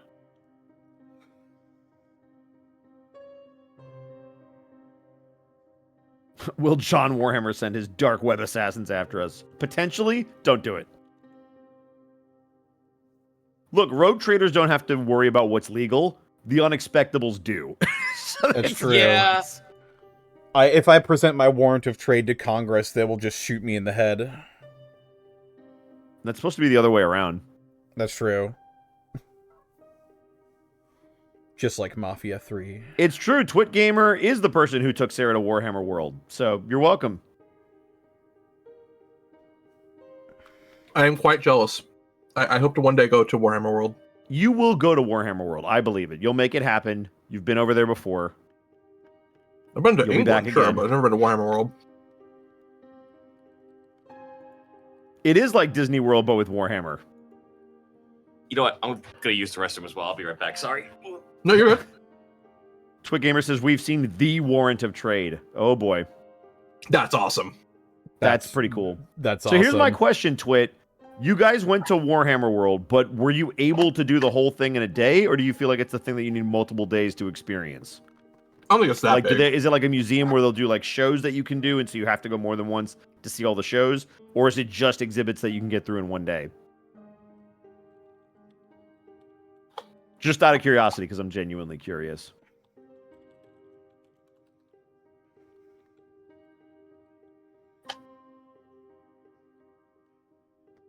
Easily a day. It's a bar, a shop, a play area, and an exhibition. Okay.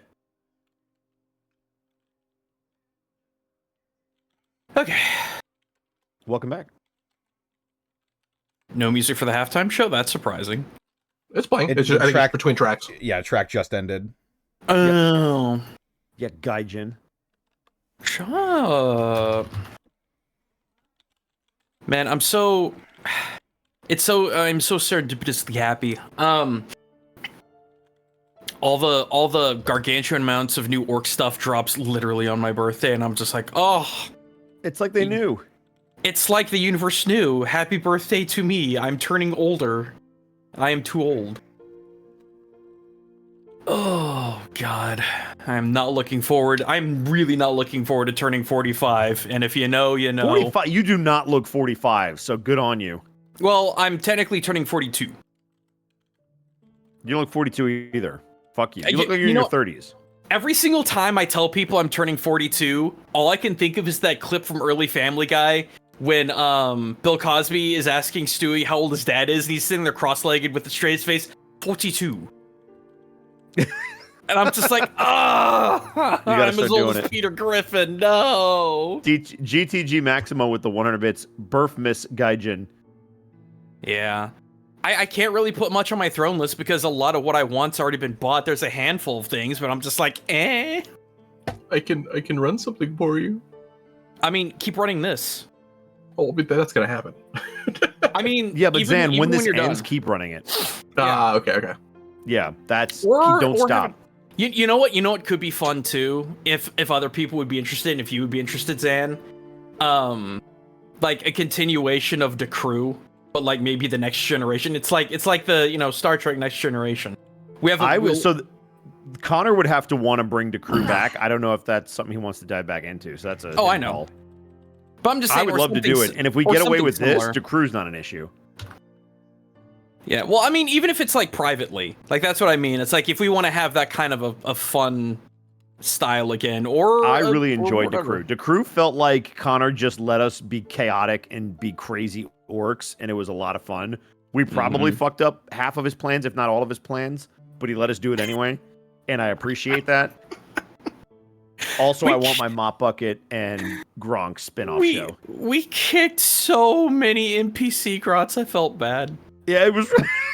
I punted one like a field goal kicker. Honestly, I want Sarah to be in this. Hello. I'd be down. Mop And what? bucket 2. No. She's playing orc. A lady orc? In what? Do they have What am lady I in? orcs? What am I in? Okay, all right. So time out. Are you ready for the orc deep lore? I'm ready. Let's dive in, guys. I'm here. In Rogue Trader first edition of 40K, there were not only male and female orcs, but male and female Gretchen, and they could all interbreed. So this is before they became asexual fungus people. Okay. So Depending. Now that being said, oh god. Oh no, wait, hang on. I know what I need. I know what I need to do. Sarah, you're gonna hate me for it, but you'll also love it at the same time. I still don't know what I'm joining as an orc. What am I? What is this? Another 40K? Decrew. What? Decrew, our orc campaign that we did before Fool's Gelt on Unexpectables. So in Warhammer Fantasy, I believe there are female orcs, ORC orcs. Yes. So check this shit out. I love them. Oh, Blood Bowl orcs, my beloved. Oh, I love them. Oh hell yeah, Blood Bowl. They've got squig pom poms. I love them. What the fuck? Yeah, here's the model. Oh my god, what is that? That's a legit model. Why do they have That's barbells okay. hanging off the All right. chest? Because they're orcs. They're just, they're tough like that. This is incredible. Oh my god. I love it. The freaking flail tassels is the best.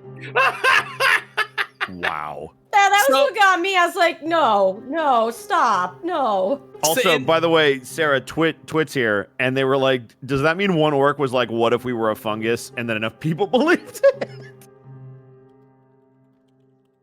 Also, Nightwolf, thank you for the tier 1 sub for 41 months. Appreciate you. Get the flamethrowers. I gotta talk to Zan. Are you here? I'm here. Yeah. Could I start reconfiguring the snaz gun whenever we get some downtime? Absolutely. We'll get back to that once we get back to the game. Yeah. I didn't know if there'd be enough time in the... Because we're heading back to Kmore, right, gang? Specifically? I did, we don't have any reason to head back to Kmore. Well, you were asked to retrieve a data matrix from the ship Yeah. called the Everbolt, which is near Kmore. Oh, it's Yeah. near Kmore. We Yeah, might But as it's well not do on that then, Kmore. since we are so Correct. close. That's why we But have with that that- funny yellow... Yeah. It does sound like we're all back, yeah? I've been I here think the so. whole time. Alright, Brandon. Zito, you good? I'm here. Sarah, you good? Sarah! Is that a yes? I'm back. Okay, there we go. Then we will jump back into it. As the Fool's Gelt moves into a safe part of the void to jump into the warp, leaving the Materium behind, I will need the Fool's Gelt to make a navigation warp test for me, as you are now jumping through into faster than light travel. I believe, as discussed, you guys want to head towards the Everbolt first? Mm-hmm. Sure. And there is a temporary safe guideline to that direction if you wish. I would love to take that as opposed to doing literally anything else. Turn Got the it. yellow field off, it'll be funny.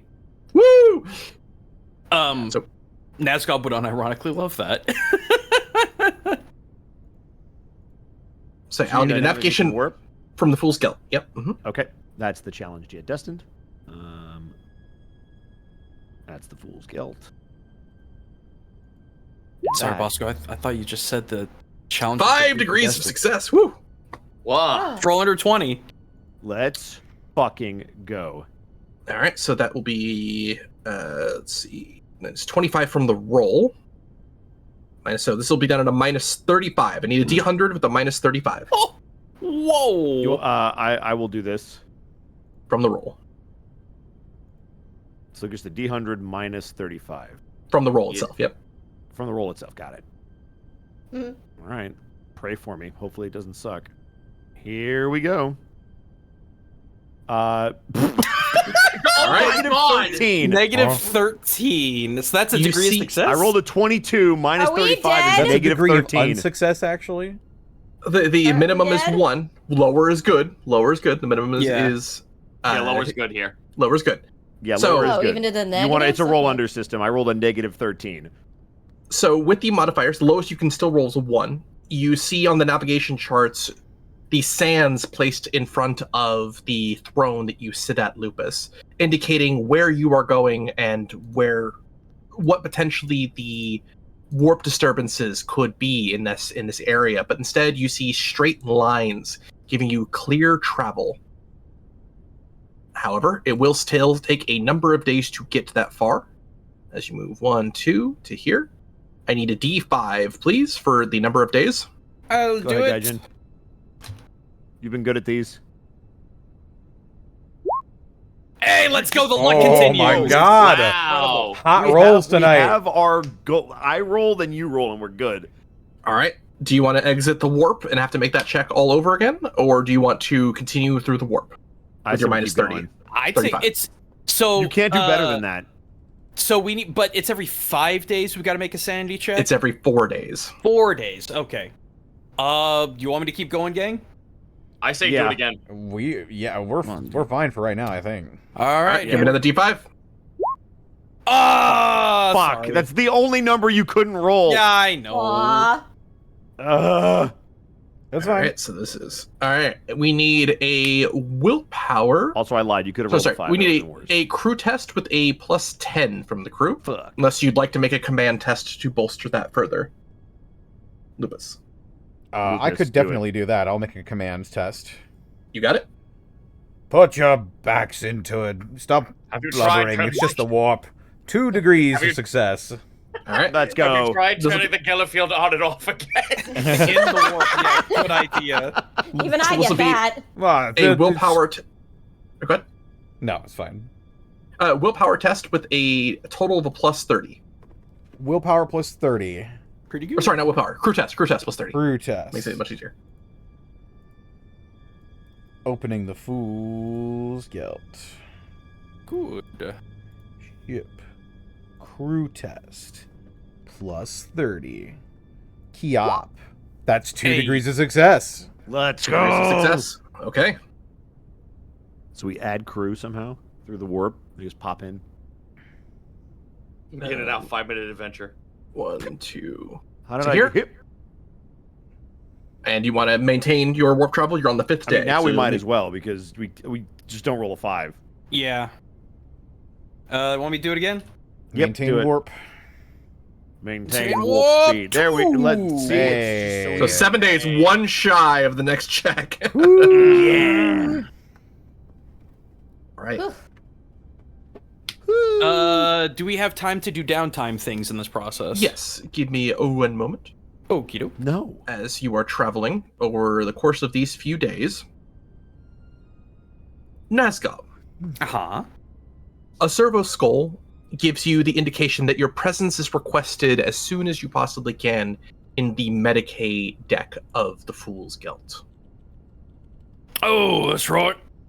You're almost be done, then. Alright, let's go.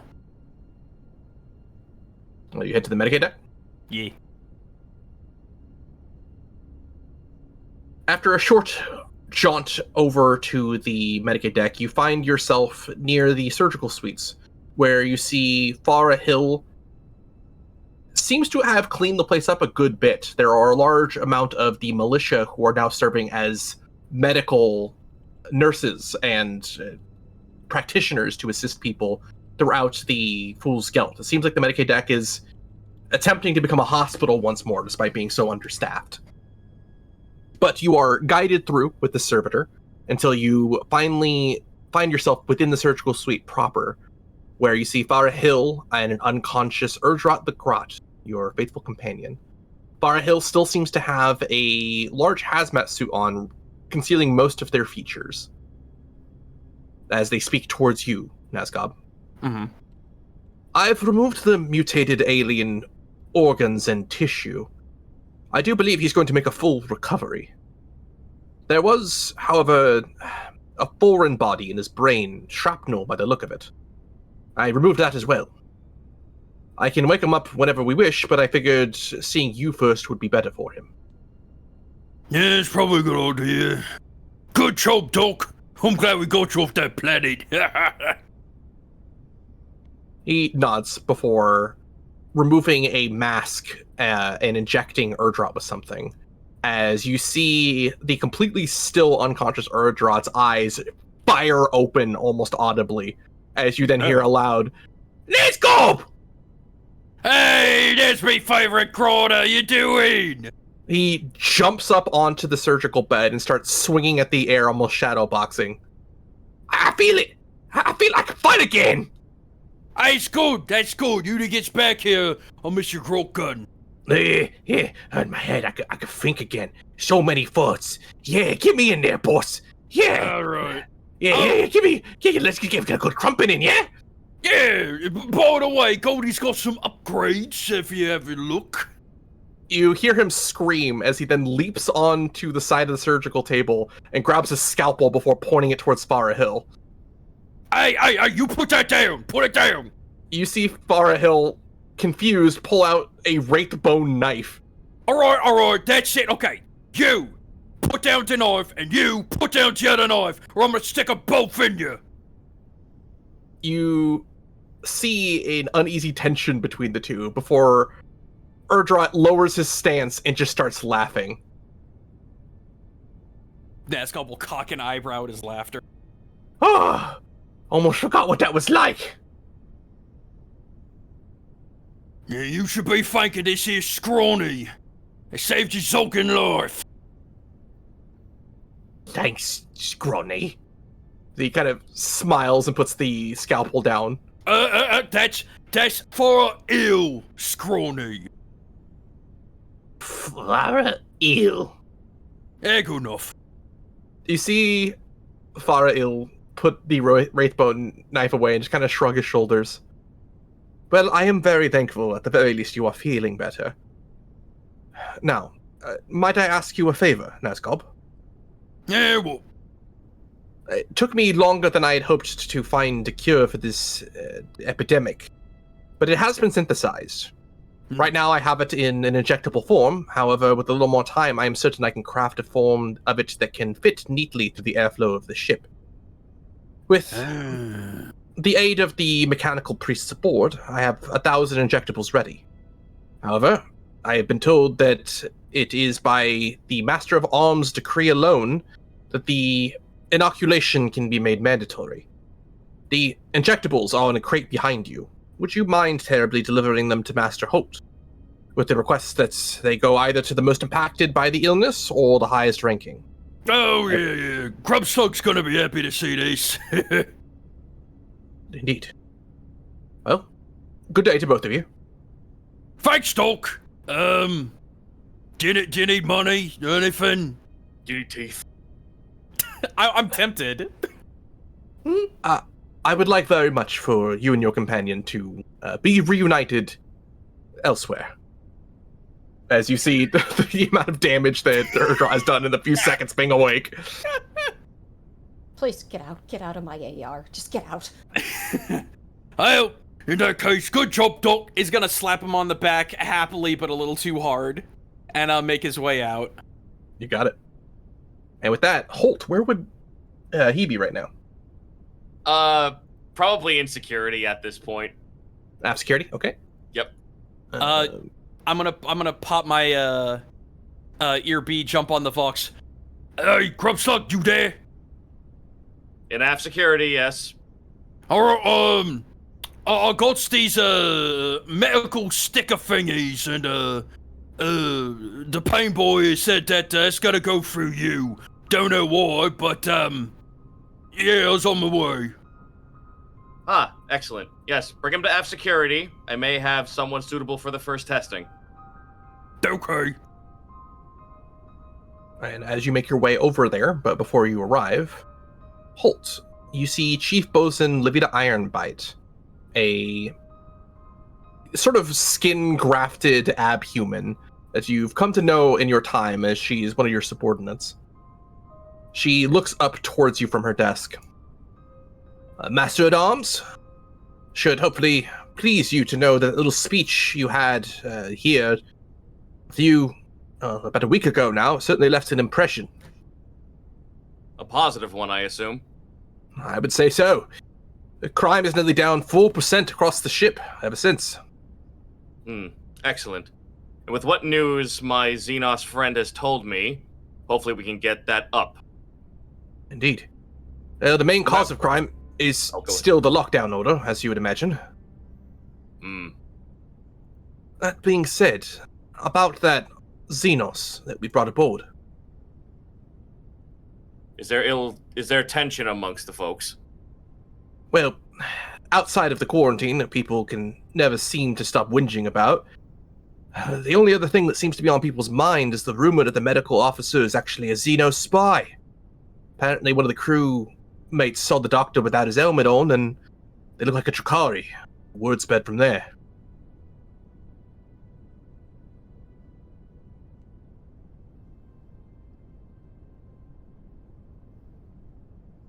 Well, apparently you believe I have some kind of wayward speech, though my yelling is simply that of barking orders.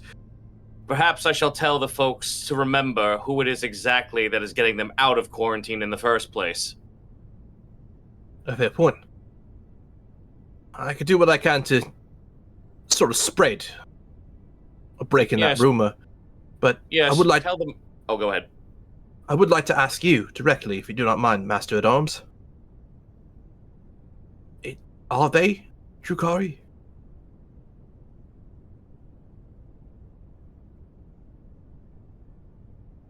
Before I answer that question, allow me to answer that question with another question before I give you my full, honest opinion.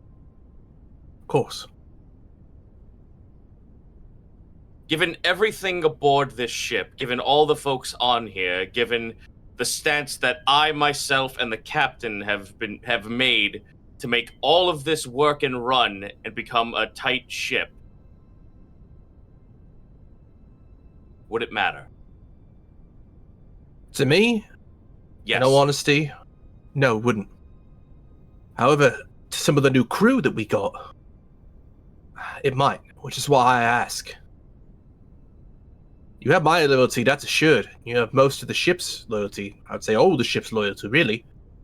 But how we broach the information could change their demeanor.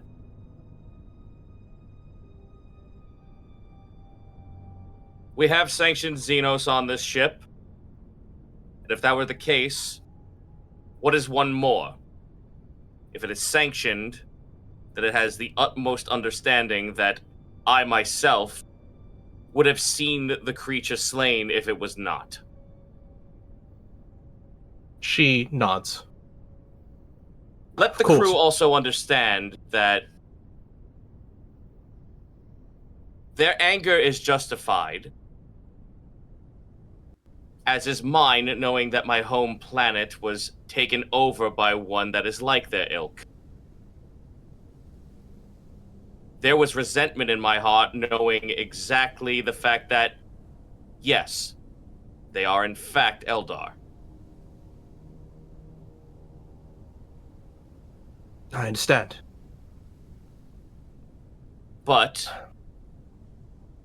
my anger, my vengeance, and everything else aside from that pales in comparison to the fact that I am now shepherding, alongside with 4 other members of my retinue, an entire vessel full of souls. My vengeance can wait. My flock is more important.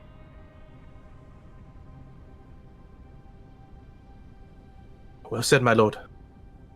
I'll see to it that the people know.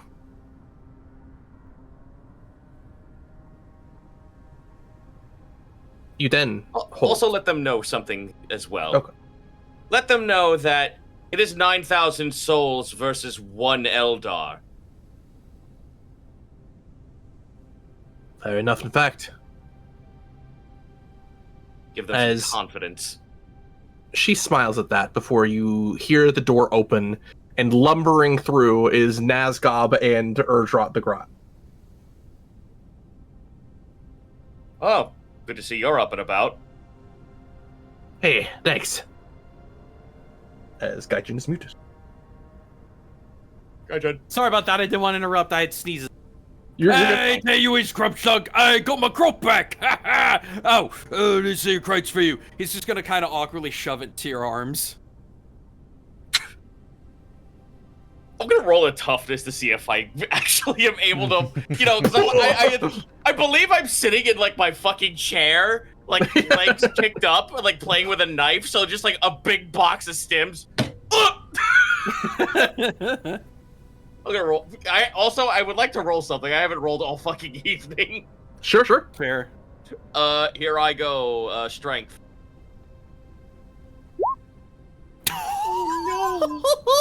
Oh no! So that like man is dead. That Yeah, man like is I dead. said- yeah, just. Oh, isn't Well- that as a knife like hits me on my side as a box is landed on top of me? Okay. Sorry Give about that. instantly. No, Sorry, Mike. Grubsug. No, it's all right.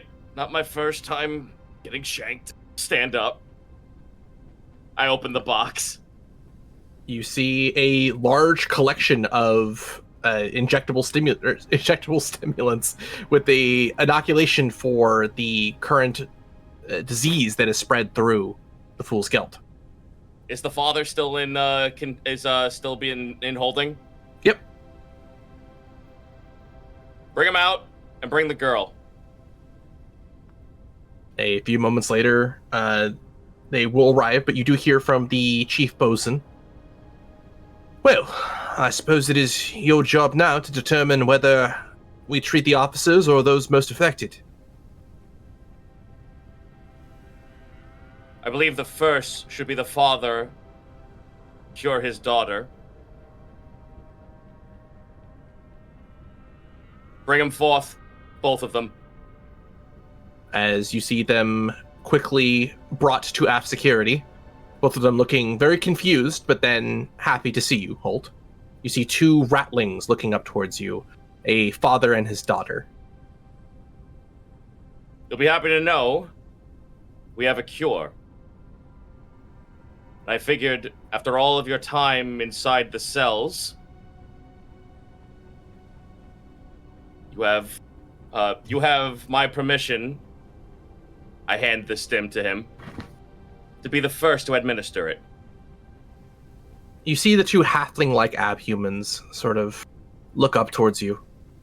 As the father looks up, of course, thank you, my lord. And he will inject himself first, as there doesn't seem to be any adverse effects.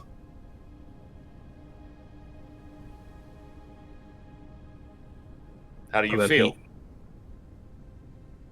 So far, pretty much the same, but I know these things might take a little while to take effect. Indeed. Now, here's your second one. As he administers it to his daughter.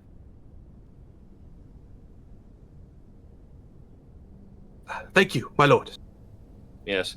Keep them here in aft security, monitor their progress. You see Livina Ironbite sort of nod before security escorts them back into a holding cell. Until such time as if there's any adverse effects, I wish for you to wait a few hours. We will administer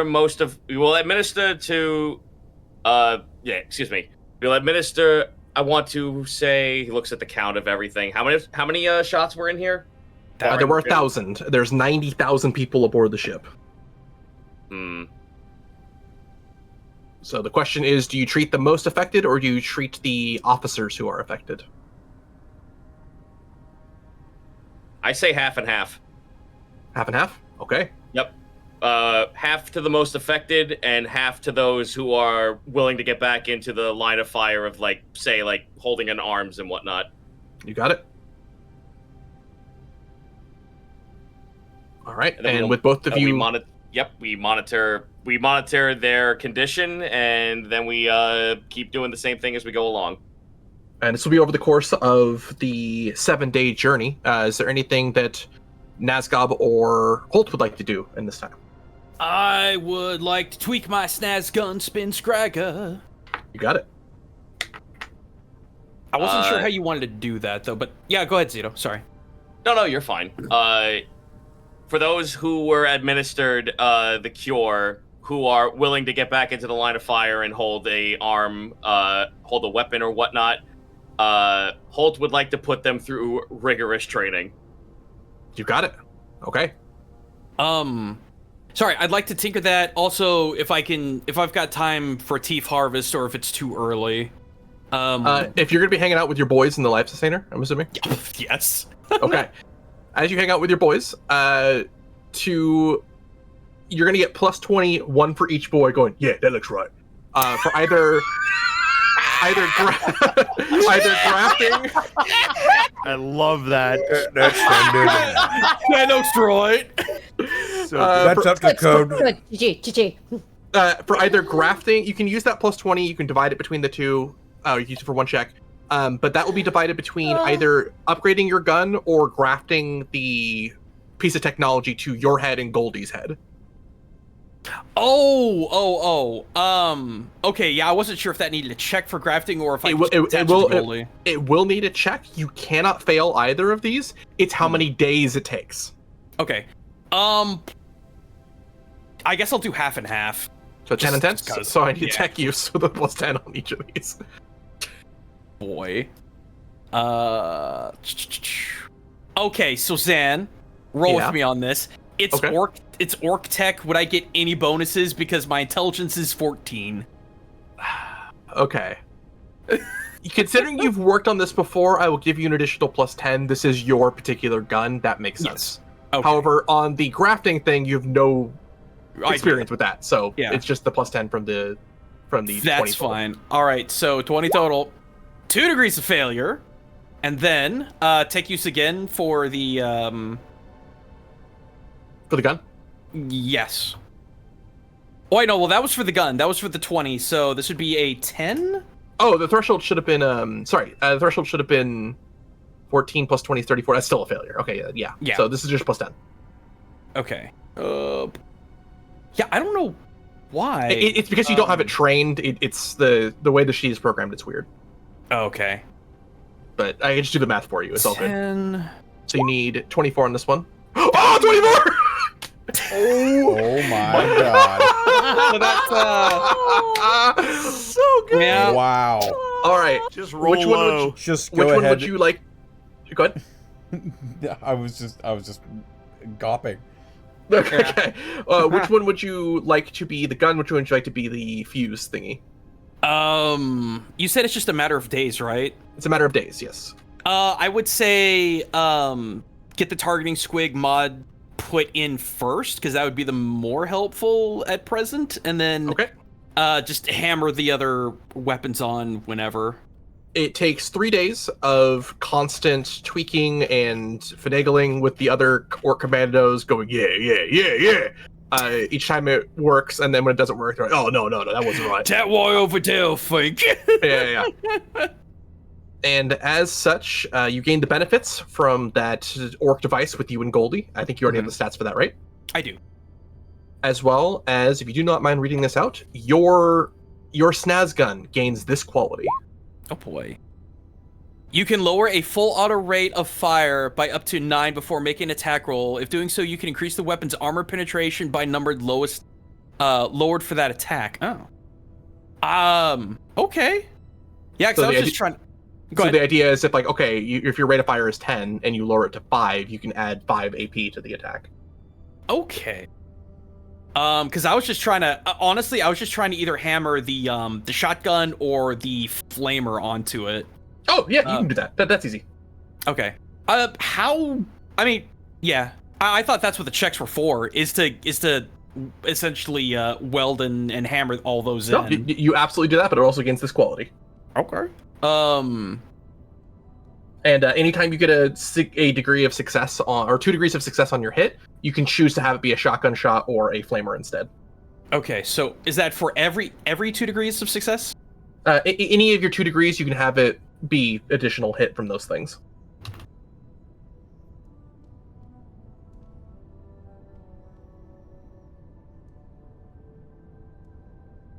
Okay. Fire rate by up to 9 for each reduction. Get this one an 8. And that's would I determine the fire rate before or after I roll? You determine it before you roll specifically. Okay. Hey Okay. Zan. Yeah. I have a specific thing I'd like to do when getting the new guard up in order. You got it? I have a doctrine I'd like to enforce on them. Okay. They must learn everything is a weapon. I want them to be as versatile and find that anything in the line of battle, whether it's broken, possible, they have never seen it before, everything is a weapon. I want them to start learning to use everything and anything. You got it. Go ahead and give me... what kind of check would this be? Give me a command with a +10. You got it. That's the Fool's Gelt. Nice. Shit, I forgot to say that. All right. What was it again? I apologize. Command test with a +10. Yikes! This was not going to be good. But here, If you don't have that, you can make a strength instead. Yes, please. But it won't get the +10. It'll just be strength. That's fine. It's better. That's fair. Yeah. Fuck you! Oh, you're right there. Oh. No. Do you want? We got. Hey, we got rerolls. We got got fate points. rerolls. Fate points. Fucking, I'll got fate fate point points. it. You got it. I want that. They finally just got out of like fucking stasis after all this time of Zan, being that's sick. +1 to our cohesion. You're nice.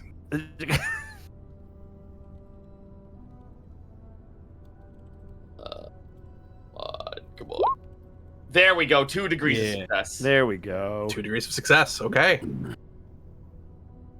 And as such, giving the crew more purpose in their tasks and moving forward, over the next few days as well, your plan to inoculate some of the officers as well as some of the most affected crew does kind of alleviate a lot of the stress from just choosing one or the other. With the officers freed, they're able to make things more efficiently in moving orders around and getting people healthier, but with the most affected, the people who are most likely to die are prevented from that fate. So as a result, in addition to your 2 degrees of success, morale increases by 1d10 plus 7, if anyone would like to roll. Ooh. Go ahead, Zito. You did it. Yeah, Yeah, you go did it, for dude. it. Go for it. All right. Roll 1d10 plus 7.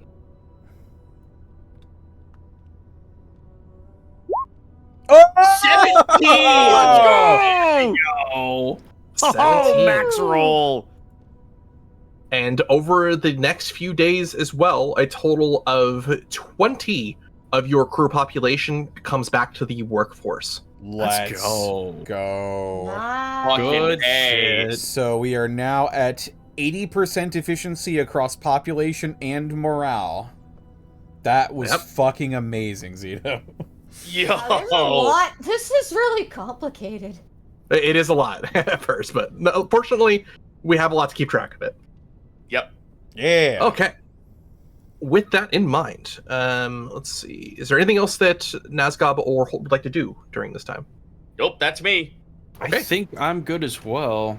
Oh, give me a toughness for Teef. Right. There we go. All right, here's the fun. Wait, All right. Here, let me help Yeah, throw what the is- box what back is- in your fucking mouth. No, don't worry, Sarah. Don't worry What about is it. teeth? Any No, please tell any me what modifiers? teeth is. I'm trying to understand. So, orc currency, they use teeth. They use their own teeth. God damn it! I Yeah. had to. And during downtime, they punch each other in the face to get their teeth for currency. any modifiers, Zan? I'm gonna give you plus 10 per boy, or plus 1 per boy, so plus 20. Plus 20. Okay. No, I'm rerolling that. I'm fate pointing. I want my money. Damn it! I want my money. Where's my money? Those molars are mine. Fucking Urdrot has like a fucking gun to the back of one orc's head. Where's my fucking money, Denny? There we go. 3 degrees of success. 3 degrees? Fucking baseball batting him in the face like Stewie and Brian. Where's my money? Where's my money? Give me 1d10 plus 3.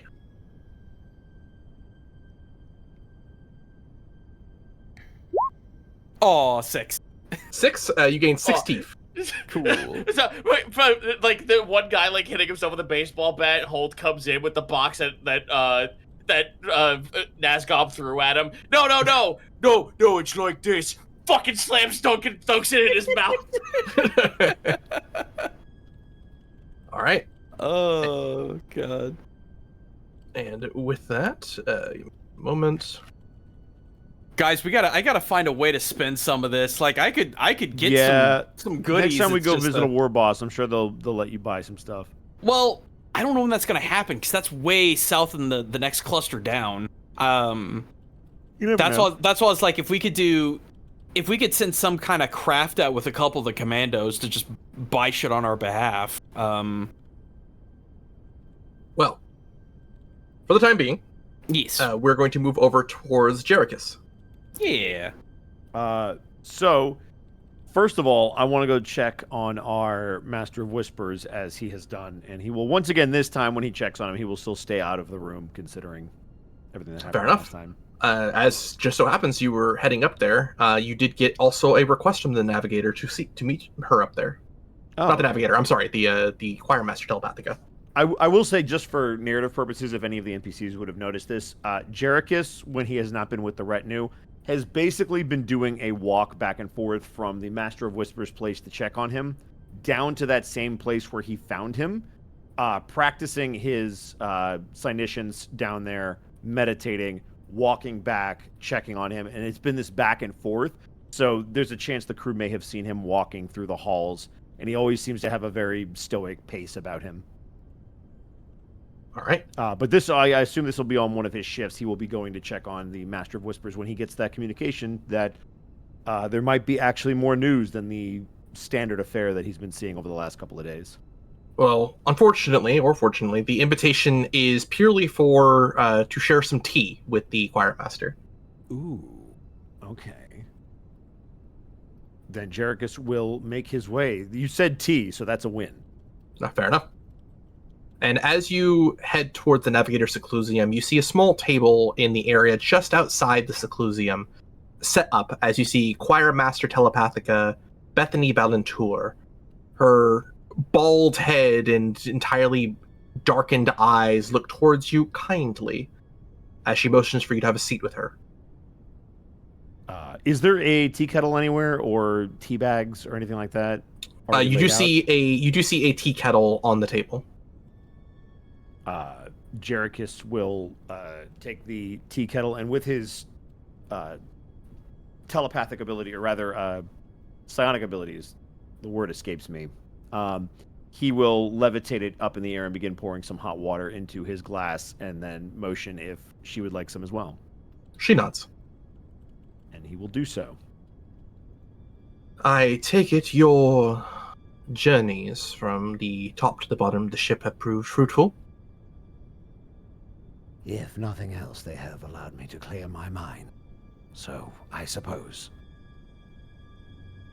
Clear your mind. I do think that is helpful, all things considered. I would be inclined to agree. I do appreciate you coming to meet with me, but it is to discuss something that might prove a bit unnerving, if that is all right. Unfortunately, something I am all too useful to. Of course, whatever you need, I am happy to be of assistance. Then I must ask. Well, I suppose first, to at least tell you that the Master of Whispers' condition remains the same. It's not gotten worse, nor has it gotten better. But, considering the situation has elevated, let's say, to the current condition, I fear that I am forced to ask this of you, an unsanctioned psyker. What do you know of the great enemy? That is a loaded question that I will toss back to you above game as to what Jerichus might know in his travels. Go ahead. Outside of the knowledges he obviously has. Go ahead and give me a Forbidden Lore Warp. Okay. That is a pass with 1 degree of success. You are aware that the enemy of the ruinous powers, also often referred to as the great enemy in the Imperium, is a collection of unknowable, unfathomable things within the warp that want to see the end of all of mankind. But beyond that, with one, that is all you know. I simply know that I know what I cannot know, and that is the great mysteries that are in the beyond. I consider it a blessing, perhaps. Then, please, allow me a moment to educate you on something that is most necessary to know, given your position within the Lord Captain's retinue and potentially what is happening to the vessel. Jerichus will nod and, as best he can with a mask on, wait for a reply. She separates some of the tea leaves into a small saucer into 4 sections. As far as we know, there are 4 forces that look to divide humanity apart. One of these elements of the warp uses mankind's fear of death against us. Thus, we learn to live with death and try to combat this, emblazoning our homes and clothes with the images of the dead, and making ready ourselves to die. Another of these elements uses mankind's sense of justice and twists it against us into rage.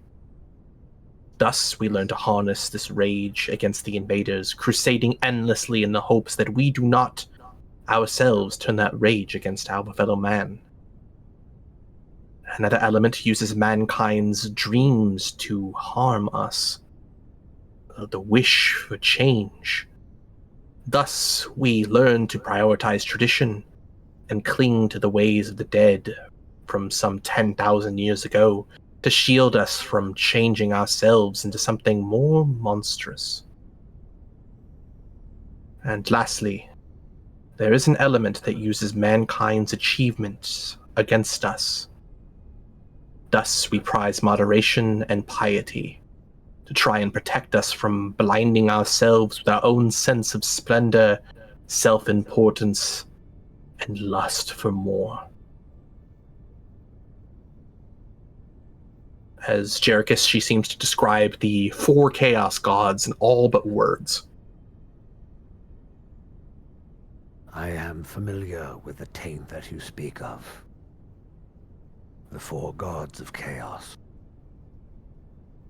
I would not see their names uttered in such a place.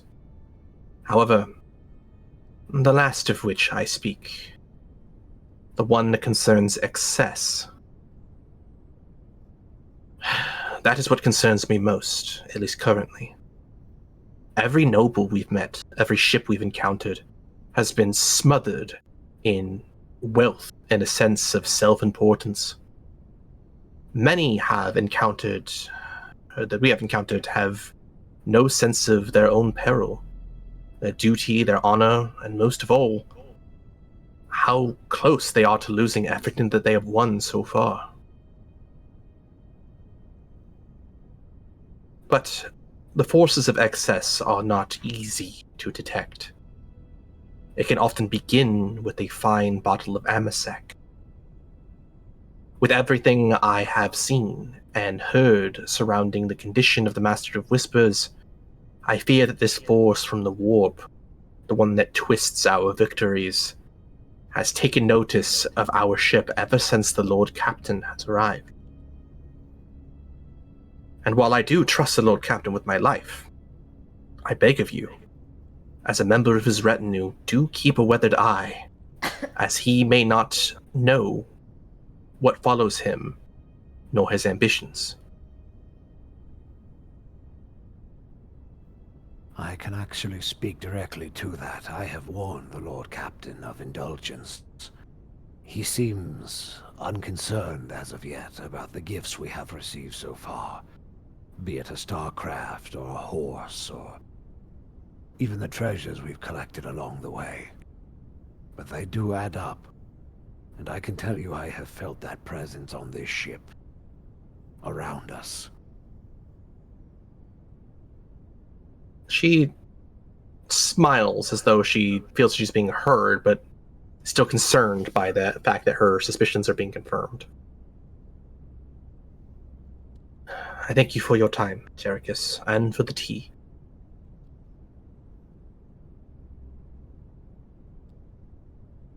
Will there be anything else that I can help you with?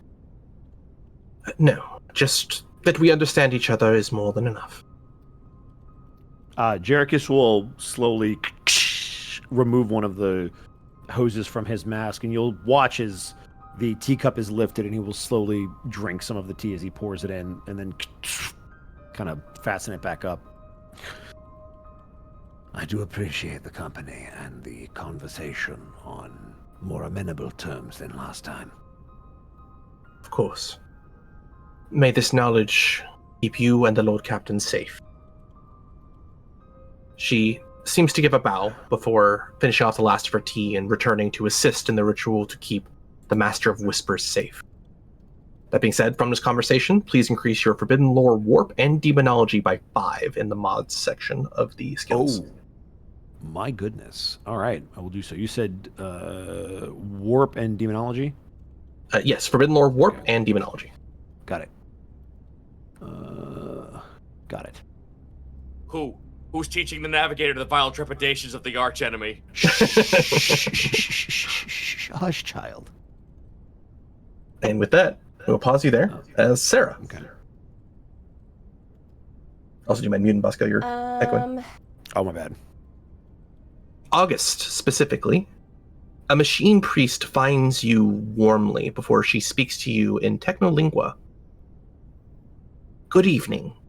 I am Omniscic Cogitator Yortonrangos, but you may call me Yort if you wish. Nods. Gustus Rulius of the fleet Rarum? Rarum. Pleasure to meet you. The pleasure is all mine. From my understanding, you are a part of the Lord Captain's retinue, no? Yes.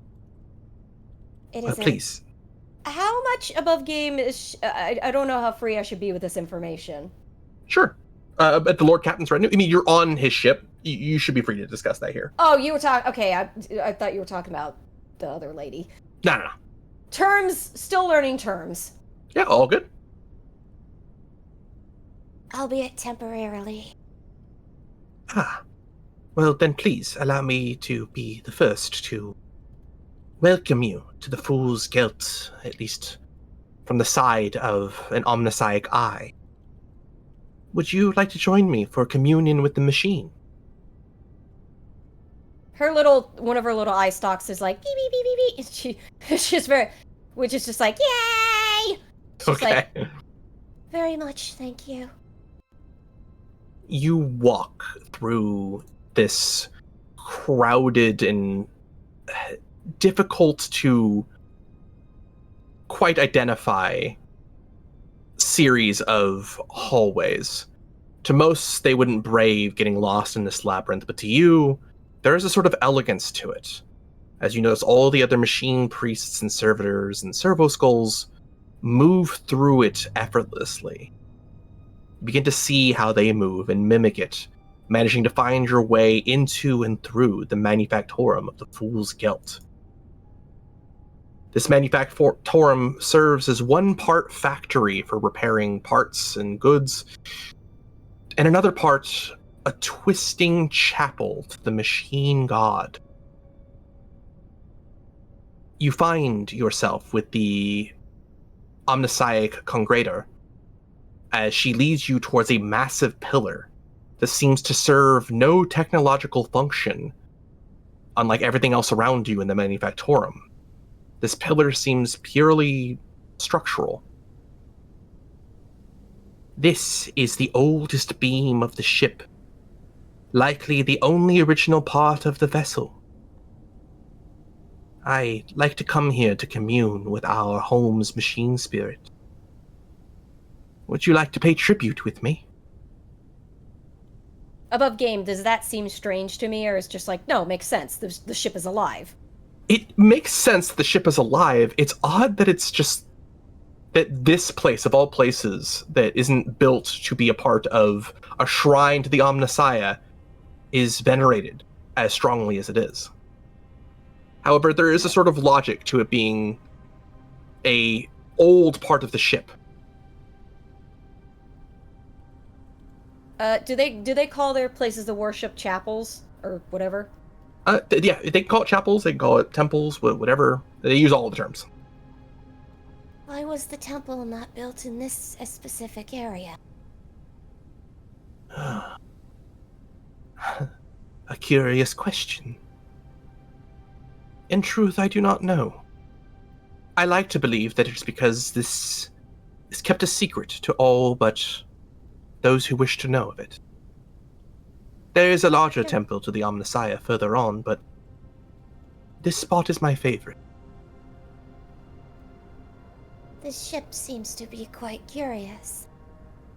Run Indeed. very differently than I expected. Indeed. Well, will you pray with me? Yes. She hands you a candle and a small lighter to place at the base of the otherwise unassuming large metallic pillar. Please give me a tech use with a plus 20.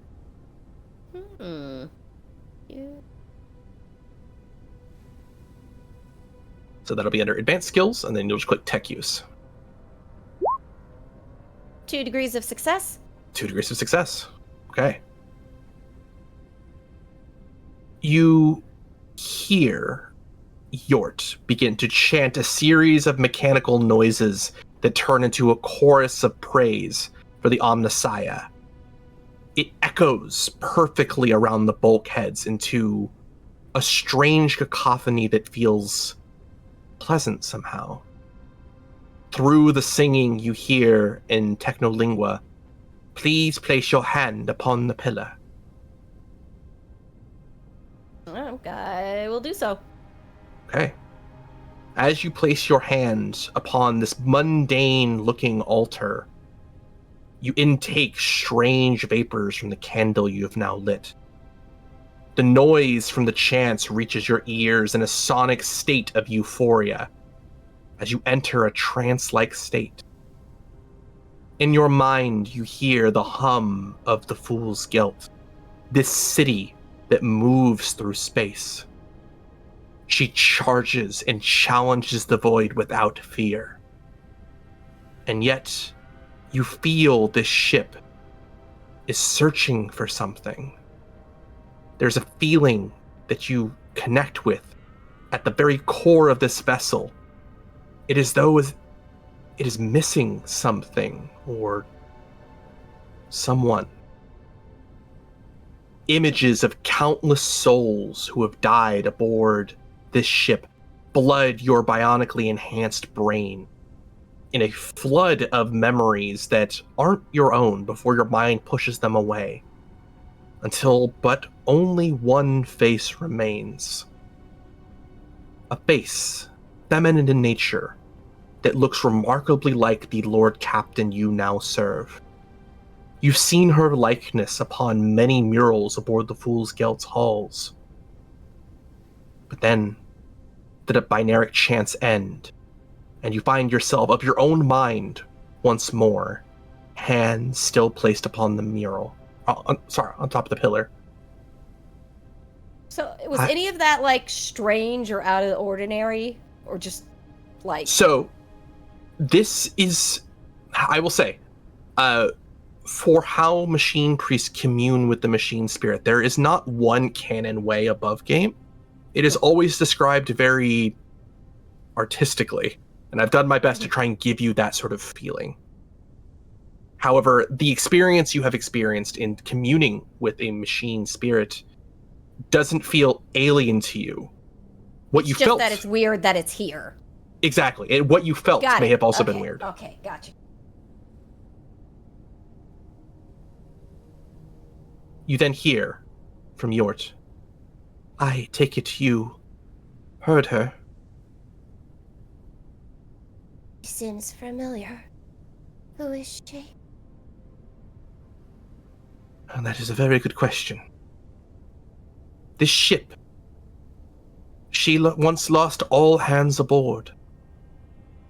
Ever since then, no crew has fully been able to satisfy that emptiness left behind. Only those longing to no longer be lost fit in here now. Those who can hear her machine spirit yearn for this ship, to see her captain once more one day. What you saw, or what I suspect you saw, is the first captain of this vessel, long lost to the void.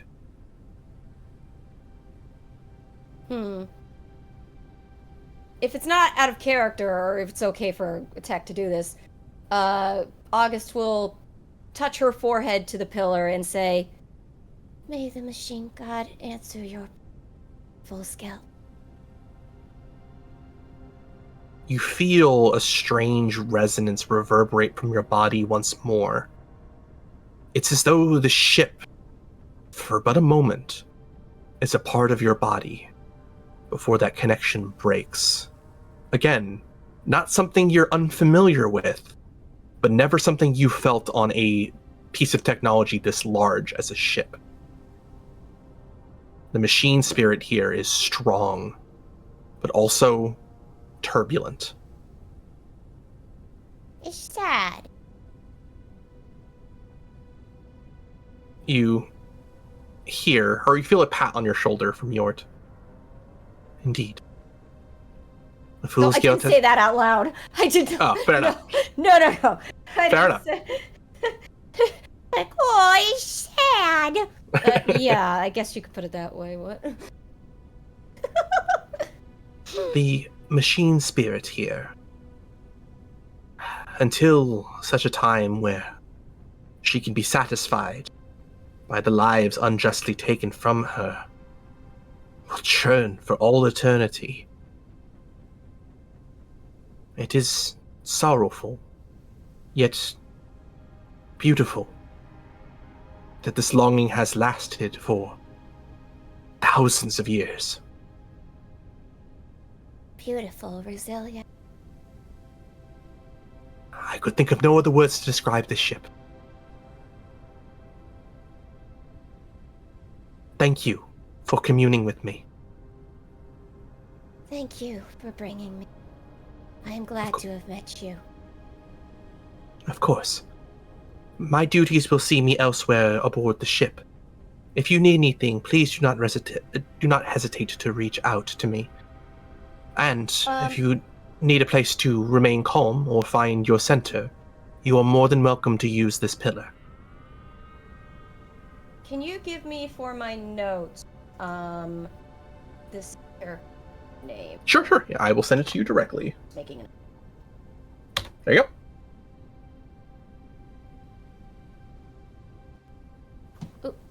No.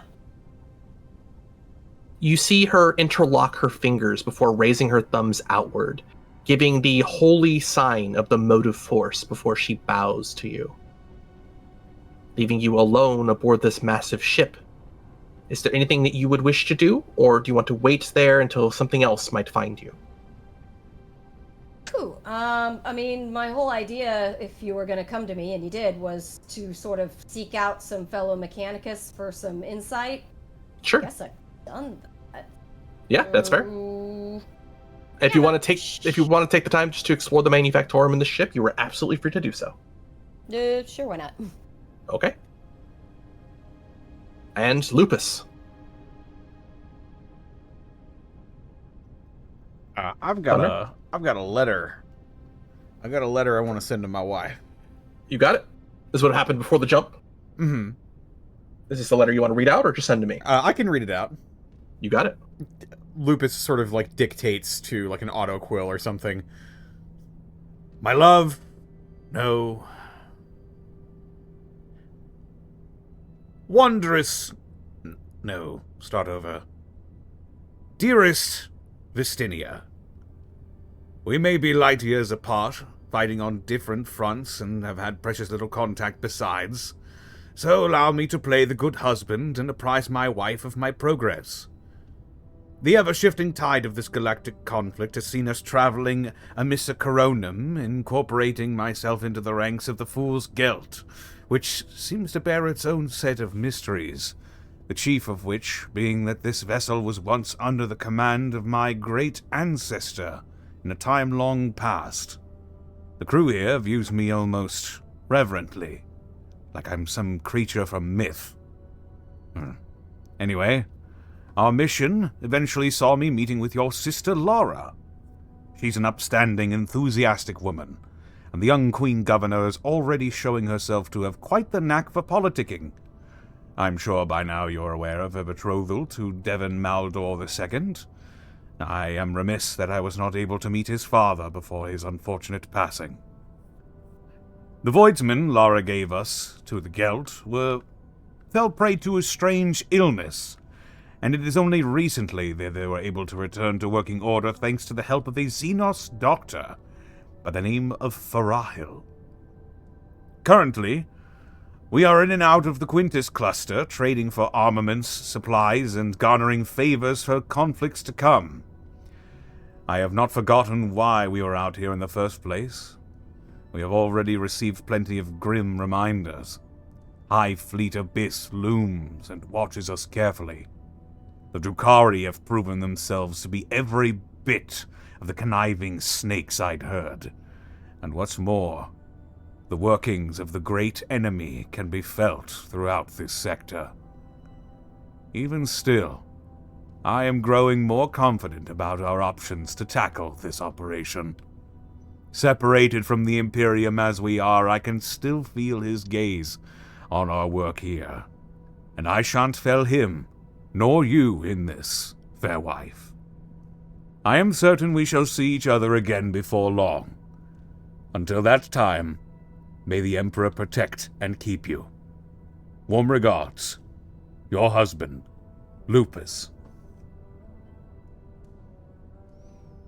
Connor, I can't give you anything more than a fate point. That was fantastic. Ooh, another one. That's pretty Stack good. them up. You gonna need them. I'd like to use a fate point to eat the fate point. I love my wife I just met. Well, Lupus, after a short time, after you're kind of going over these notes again, you find yourself in a strange predicament in your office at the bridge. Upon your dinner tray is a bone that is very much out of place. A piece of debris that is clean, but certainly served no function in your meal. Looking towards the bone, there is an inscription written in High Gothic carved into it. I will read the bone. And now I feel bad for asking you to read this, because you just read that. It is very small by comparison. Yes, Connor. go ahead and Where are my little bifocals? Buchanan, charge my day rate. My You don't Lord have a day Captain. rate, sir. I do. 1 profit factor an hour. My Lord Captain, I understand you wish to meet. Please clear the Arboretum at your earliest convenience. I will arrive shortly after. Your humble servant. Oh. Interesting.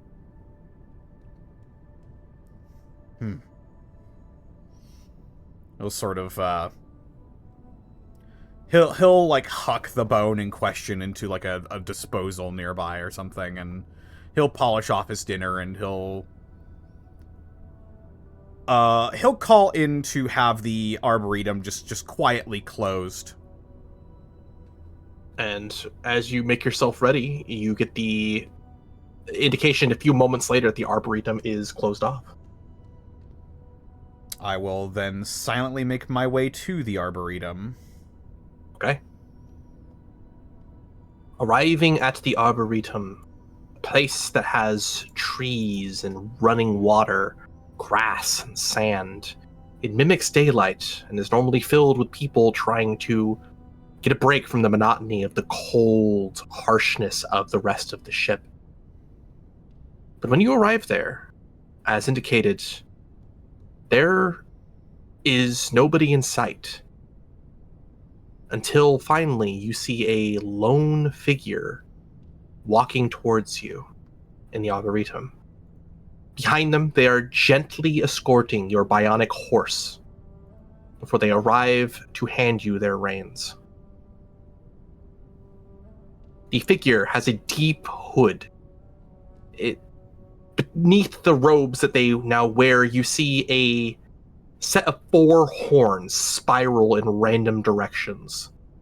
They have cloven feet and a shaggy hide that peeks out from their goat-like snout. They kneel to you once you take the reins, if you take them, in a matter of respect befitting that of a king. My lord captain, may I express my sincerest apologies for the delay. He'll take the reins and he'll lead Rumble over to sort of like his side of this exchange and just gently pat them on the nose before turning back to them. I take it May you I are the rise? soothsayer. And yes, you may rise. You see them stand up and sort of contemplate your question for a moment. Before I continue, I have strange features that make some uncomfortable. But I wish to give my lord captain due respect that they deserve. May I remove my hood?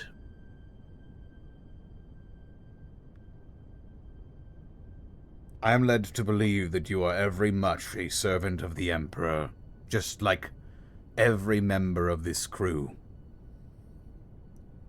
And so any physical marring of yours, I could care less about. Show me your face. You see the figure in front of you remove their hood. As Lupus, not only do you see the obvious features of an abhuman known as a beast man, this goat-like human, but you now also immediately see at the center of their face a singular eye. It glows with an oddly soothing starlight. His fur is well braided with dozens of talismans made of bone that all have inscriptions in High Gothic with prayers to the God Emperor. I am known as Star Eye, but I beg of thee to never use this name aloud to any company that might be psychically attuned.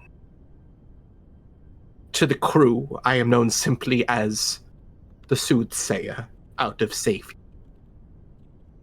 I believe I am the oldest member of this ship, nearing 300 years of age, give or take a decade or two.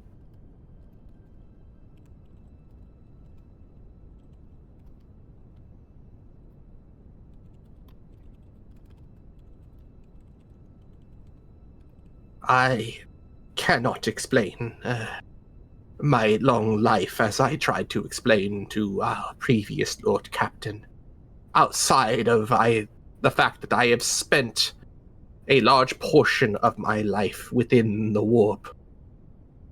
And there, it has transmogrified my body with certain abilities to quell minor warp disturbances.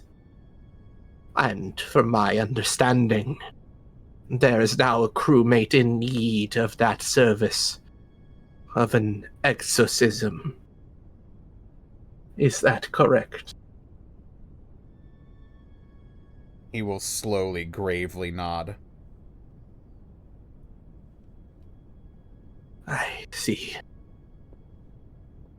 And this person in need of an exorcism, are they psychically attuned to the warp? They are. I believe their affliction is in fact warp-driven in nature. I see. Forgive me, my lord captain, but I will need time to prepare my body to make sure that this does not affect anyone else upon the ship. Then it is time you will have, Star Eye. Thank you, Lord Captain. I will leave you another offering soon. When you receive it, I must ask that all but you, the Master of Whispers, and the Master Helmsman that found, well, I have been told the source of this issue, be left to go to the Seclusium it will be just us four. There I can finally remove this entity.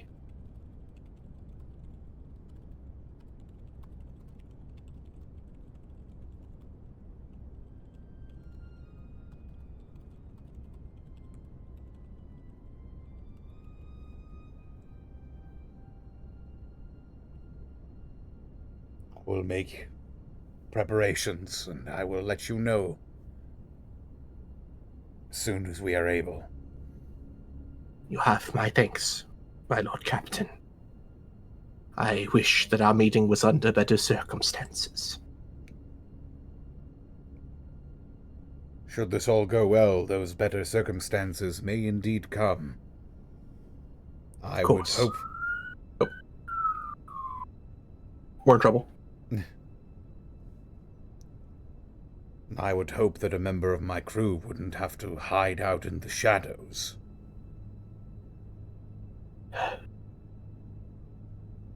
Were my life here on even the Fool's Gelt so permissed, I would bathe in the light of the sun once more. You are still a member of this crew.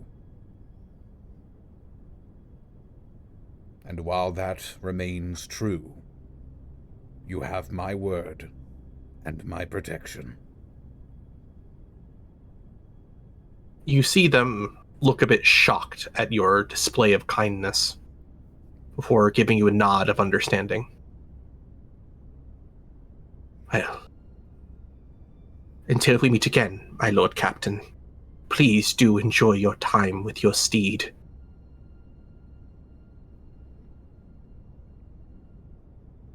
Indeed. And as Farewell, suddenly... Oh, go ahead. Farewell, Star Eye. May the Emperor protect. The Emperor protects. And as suddenly as they appeared, so too does he quickly fade into the bulkheads of the Arboretum. Equally as suddenly, various members of the crew then arrive back to the Arboretum, as though it was never closed. But with some time to potentially enjoy a ride in the Arboretum, would you like to take it, Lupus? Oh, why the hell not? Alright. Horsey ride! And Come, with Rumble, that... let's run a few laps. And with that, would anyone else like to do anything for the remainder of the downtime? Speak now or forever hold your peace. Out of nowhere, Rumble goes, "Nay." Good. Actually, I think this. I was gonna save this for the next session, but I think it's gonna work really well with him on the horse. Jerichus is gonna go try to find Lupus, and since he didn't say he was in the Arboretum, he's just gonna be looking for him. Because you are a part of the retinue, you can find each other where you are on the ship. Oh, okay. Well, then he will eventually make his way there. I assume probably when you finished your laps with your horse. Sure. Lupus, you'll notice, I assume as you dismount, Jerichus kind of enter. And as he notices you on the horse, he almost drops his head in like a disappointed dad manner and tries to collect himself, but you would probably catch it. He's normally very subtle and doesn't have a lot of emotion, so the simple dropping of a head is weird. And as he'll kind of make his way towards you, you can see he's again grabbing at his left shoulder and kind of tugging on his cape before he lets it go and tries to collect himself. My Lord Captain, if I might have a word.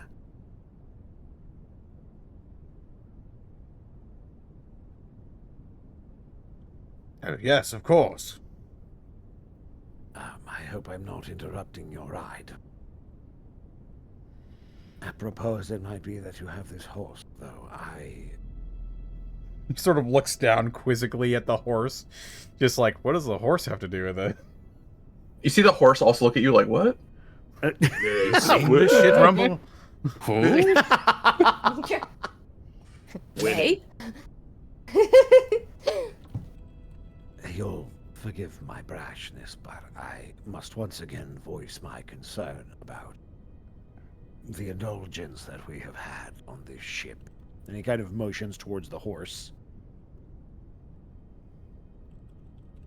I know you have not asked me to do so, but I have tried to be your eyes and ears both in the warp and on this ship, and I feel it would be a dereliction of duty if I did not advise you that there are those that are noticing our indulgence as a retinue.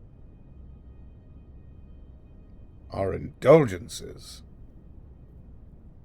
Yes, the gifts we have received, extravagant gifts from starships to horses to the various treasures we have collected and traded.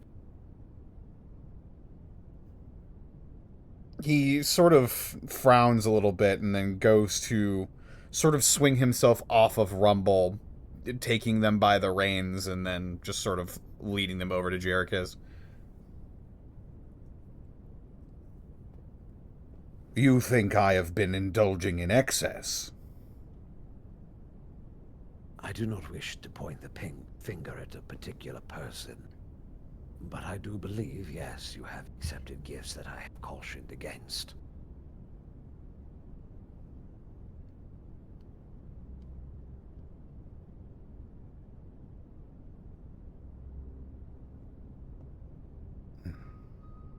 He sort of, like, pinches his thumb and forefinger together a little bit, just trying to find the right words.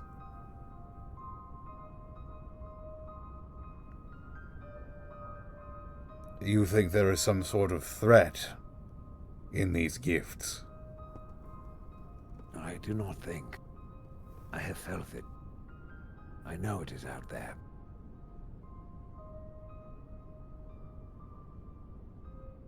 There is an ever-watchful eye over us, Captain.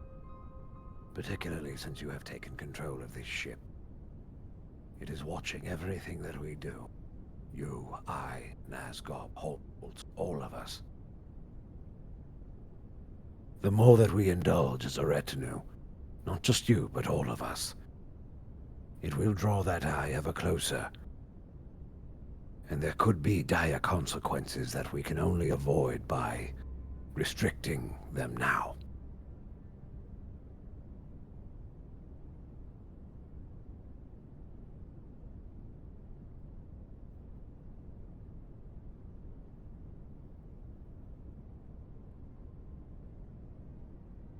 Whatever this presence is that is keeping such a watchful eye on us, it can watch us do the Emperor's work. For I am nothing if not a servant of the Emperor. We are out here to prevent disasters in his name. We have already seen the horrors wrought by High Fleet Abyss and the Drukhari. And yes, there are heretics in this sector as well, and I have seen their work. And yes, you have warned me against them. I have not been ignoring your words, Jerichus. But we do need to arm ourselves for the conflicts to come. If we are to have any hope of liberating this sector, if Operation Lighthouse has any hope of succeeding, then we must use every advantage we can get. I do not disagree with you. I am simply letting you know that there are those that are watching us that are on this very ship. I have promised to tell you everything that I know, and though you might not have asked for my advice, I find myself unable to resist at least alerting you of potential issues. What you choose to do with that information is up to you, as is your right by Lord Captain status. And I will follow your lead wherever it takes you and do what I must to protect you. I just worry that there will come a time where even I cannot prevent the inevitable.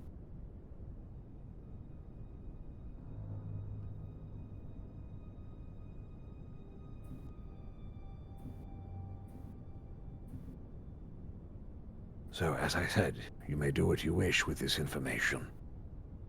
I, of course, trust you in your judgment. You are a trusted confidant and a stalwart ally, Jerichus. I will, of course, take your words to heed. That is all I can ask. I thank you for your time, Lord Captain. Of course. He'll kind of nod at you and then look at the horse, give it a very long stare, and then turn around and head out. Jerichus, please give me a fellowship test or a fellowship skill of your choosing. Could I give you knowledge warp instead? Unfortunately not. Yeah, I figured. I'm looking to see if any of my fellowships are even. This one's at least trained. Inquiry would be a fellowship. It would at least allow me a flat roll. Which is I feel that makes sense in this okay, case. I will give it a shot. And I have a fate point in the bag if I need it. I don't know how that happened. 9. Damn. Let's go. Okay. Holy shit. Incredible. All right, with that, Lupus, can you please give me a logic with a plus 20 because of the 2 degrees of success? Logic? That's the Fool's Guilt. What the fuck? Hey, he's at the thing. It happened. Oh my god. Logic plus 20. That's 2 degrees of failure. You know what? I've got a surplus of fate points. Yeah, you do. Let's go. I'm gonna go ahead and spend one. Amazing. That's 6 degrees of success. Lupus, you aren't you when you're hungry. Grab a fate point. Better? Better. Amazing. As you contemplate Jerichus's words, Lupus, you are no stranger to people giving gifts, especially to those of a rogue trader status. But since arriving here, you've not had to throw your way to part of the Inquisition once. It is as though things are perfectly placed in your path to gather them. You do not know if it is some means of fate from the Emperor himself, or if truly someone is trying to manipulate the circumstances. But it is something worth noting.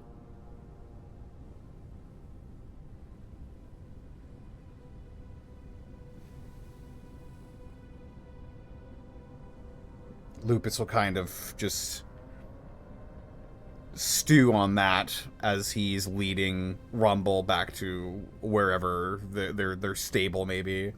Their stable's in the Arboretum. Yeah. As all of you hear on the collective comms, microbeads, and servo skulls floating around all of you, a message from the first officer. This is First Officer Buchanan to the retinue. Please report to the bridge as soon as possible. We are exiting the warp soon. To the bridge. Come on, Craig! Take it to the bridge! Take it to the bridge! Alright. As you all head to the bridge. You're going to take us to the bridge? Whoa. Peanuts. You see the last gasp of the Immaterium, this swirling area, this other dimensional plane known as the warp, slowly begin to fade into real space as the Fool's Gelt exits the warp. You find yourself in a large field of debris, some of asteroid, but others of wrecks of ships, it would seem. The first officer, as you arrive, motions towards the retinue. My lords, we are some distance away from the Drukhari engagements. I find this odd that if this is a ship that was destroyed by the Drukhari, it was not with the rest of the fleet that overcame all.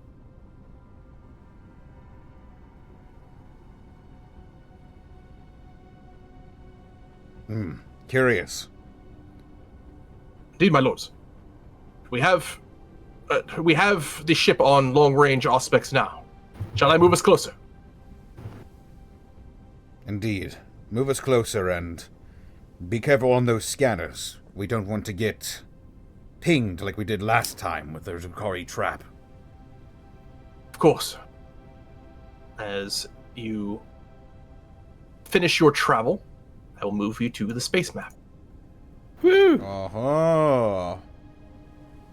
As to the northwest, you find on the Auspex within the square the Everbolt, as it is marked hold. Everything around you in the debris that is scattered around and undetermined is currently not moving, nor is your ship, nor the transport ship that you now travel with.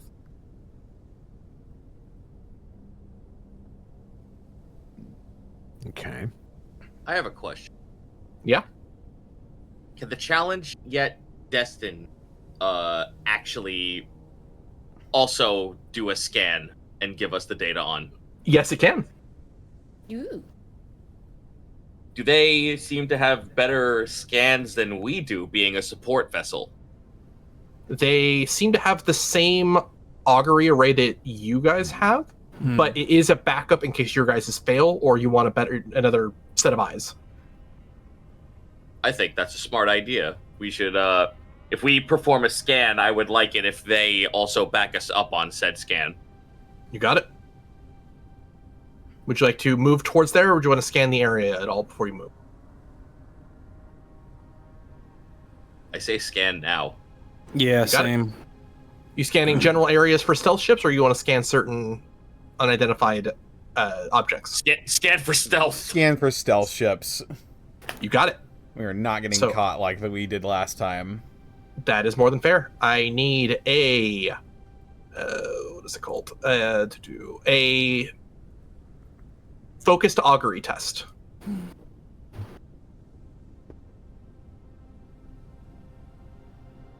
That's the fool's guilt. Indeed. That's what you need this time. Who wants to roll it?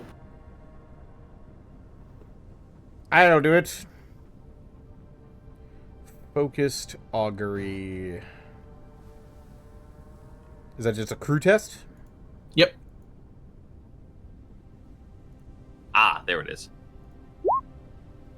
Ah! No. I mean, do we want to use we one? We can also have your other ship also make one. That is true. Could have the They could have the spice. Mm-hmm. Oh yes, the spice from the challenged yet destined. Oh yeah. Go ahead and give me a crew test. Another crew test. That's the challenge yet destined. Yes, that's what you need. Holy. Ah. Okay, do we want to re-roll that one? Because that's actually a half decent Yeah. threshold. Yeah. Yes. All right, someone spent a pay point. Who wants to do it? I've got a Me. surplus again, but you can go ahead. Okay. Yeah. 'Cause I got Go one. for it, man. Here comes a new test. Hey! Yeah! That is a success. Better. It's just like Holt fucking gets on the comms and you hear from the challenge yet destined. We just brought you aboard! Get to work! It takes about 20 minutes sitting in the void, hearing the radar, or the Auspex rather, sweep over and over again as the auguries confirm the data around. Surrounding this area are a large amount of wrecks from ships, some hundreds of years old since last they have been seen. But you do not detect any hidden ships nor traps within your augury range.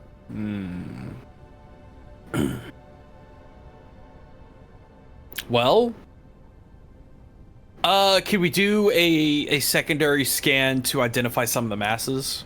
Sure. I just wasn't sure how much time allotted. Just if you're taking your time, you can have each of these scanned in the immediate area, not outside the square. You're able to detect all of these are scuttled ships or parts of ships. Gotcha. Okay.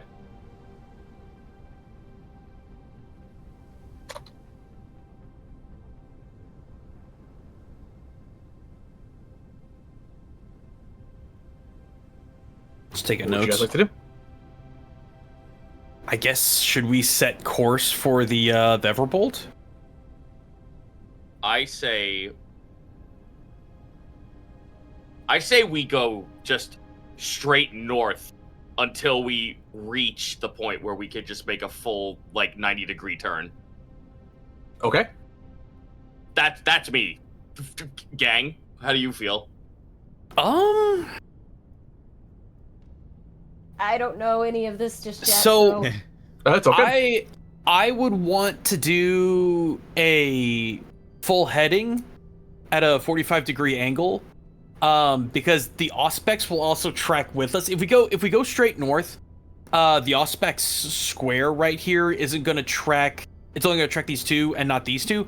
But if we go a straight diagonal, oh my god, straight diagonal. The Auspex will eventually cap everything around here. Okay, be careful, guys, and that orc logic is kicking in.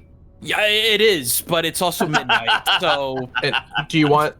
So, if you're traveling that direction, do you want to keep the challenge destined near you, or do you want to keep them afar? I would honestly say near us. I'm not. I don't feel great about having it being on its own in an area with Drukhari. Yeah. Also, we could do secondary scans if we can't identify the masses outside of current Auspex range. Yeah, Mhm. I think I agree. Just beelining it there for right now, and then just seeing what everything looks like afterwards. And you want the challenge destined to be in position next to you? Yes. You got it. All right. I will... Oop. Whee!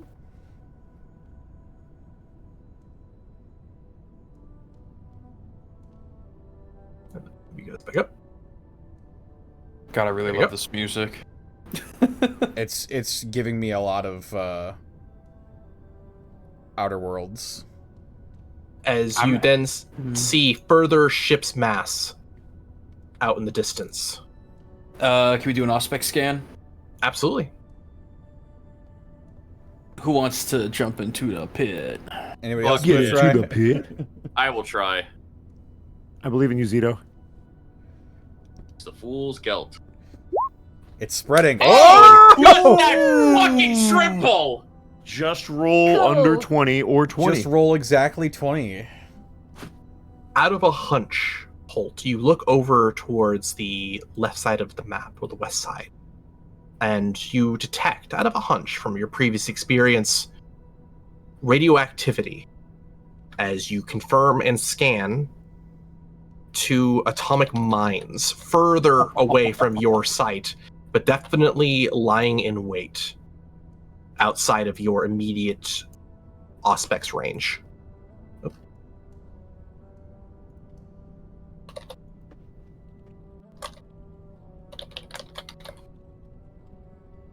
There you go. And with that, you are certain that there is nothing hiding around, save for what you have found.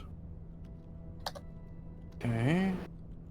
Can we do an Auspex scan on the Everbolt to see if there are any passive defenses that may have gone haywire that might open up on us? Because we've had that happen before. Sure, yeah, absolutely.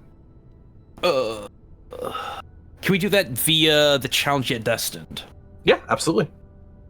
Okay. They're also within range. Oh god, where is it? I'm sorry, my brain's falling out of my ears. Get the boys primed on the teleporter. Yeah, for real though. Oh my gosh, where do we access? So I'm at the ship tab. Do you see ships in the fleet? Do you see ships in the fleet? Ships in the fleet. No, web capacity supplement. What is? It's like I'm missing everything. That's weird. I will roll for you. I'm sorry. And if I fuck it up, it's my fault. Well, no. Here, I'll roll it. What's the threshold? Oh, okay. It's 50. However, I did roll 69. So. Oh, well, there we go. There we go. Honored The tradition. Blessings to Saint Thalia. Blessings That to is a Saint pass. Leah. So, no, really quick, just because I need to know. Am I crazy? Because I'm in the ship tab. There's nothing here. You might need a refresh roll 20.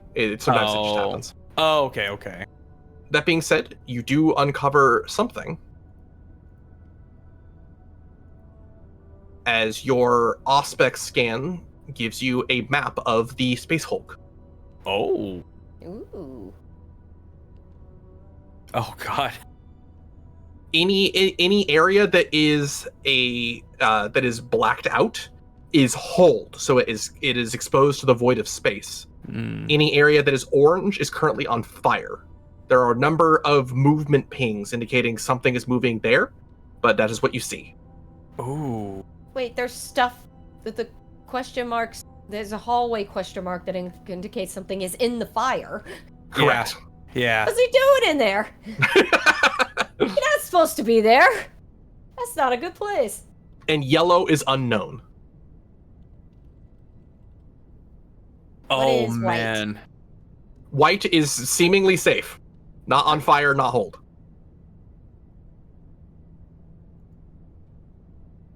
Okay, so above game. I have an idea of something we theoretically could do. I'm just not sure, because we don't know if this is a ship that's in the middle of being pilfered or attacked, or if these are survivors running around.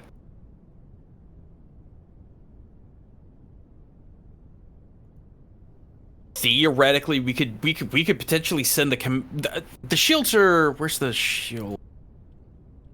The shield array is still holding. The shields are up, unfortunately. Oh, the shields are up. Okay. So, do they have active thrusters? That's a question. You see the plasma No. drive, which enables movement, is gone. Okay. The power should also be off, but it seems the auxiliary plasma banks, which is still generating power, is enough to keep the ship somewhat functioning. So they're not in a fight, because if they're in a fight, they've just lost it.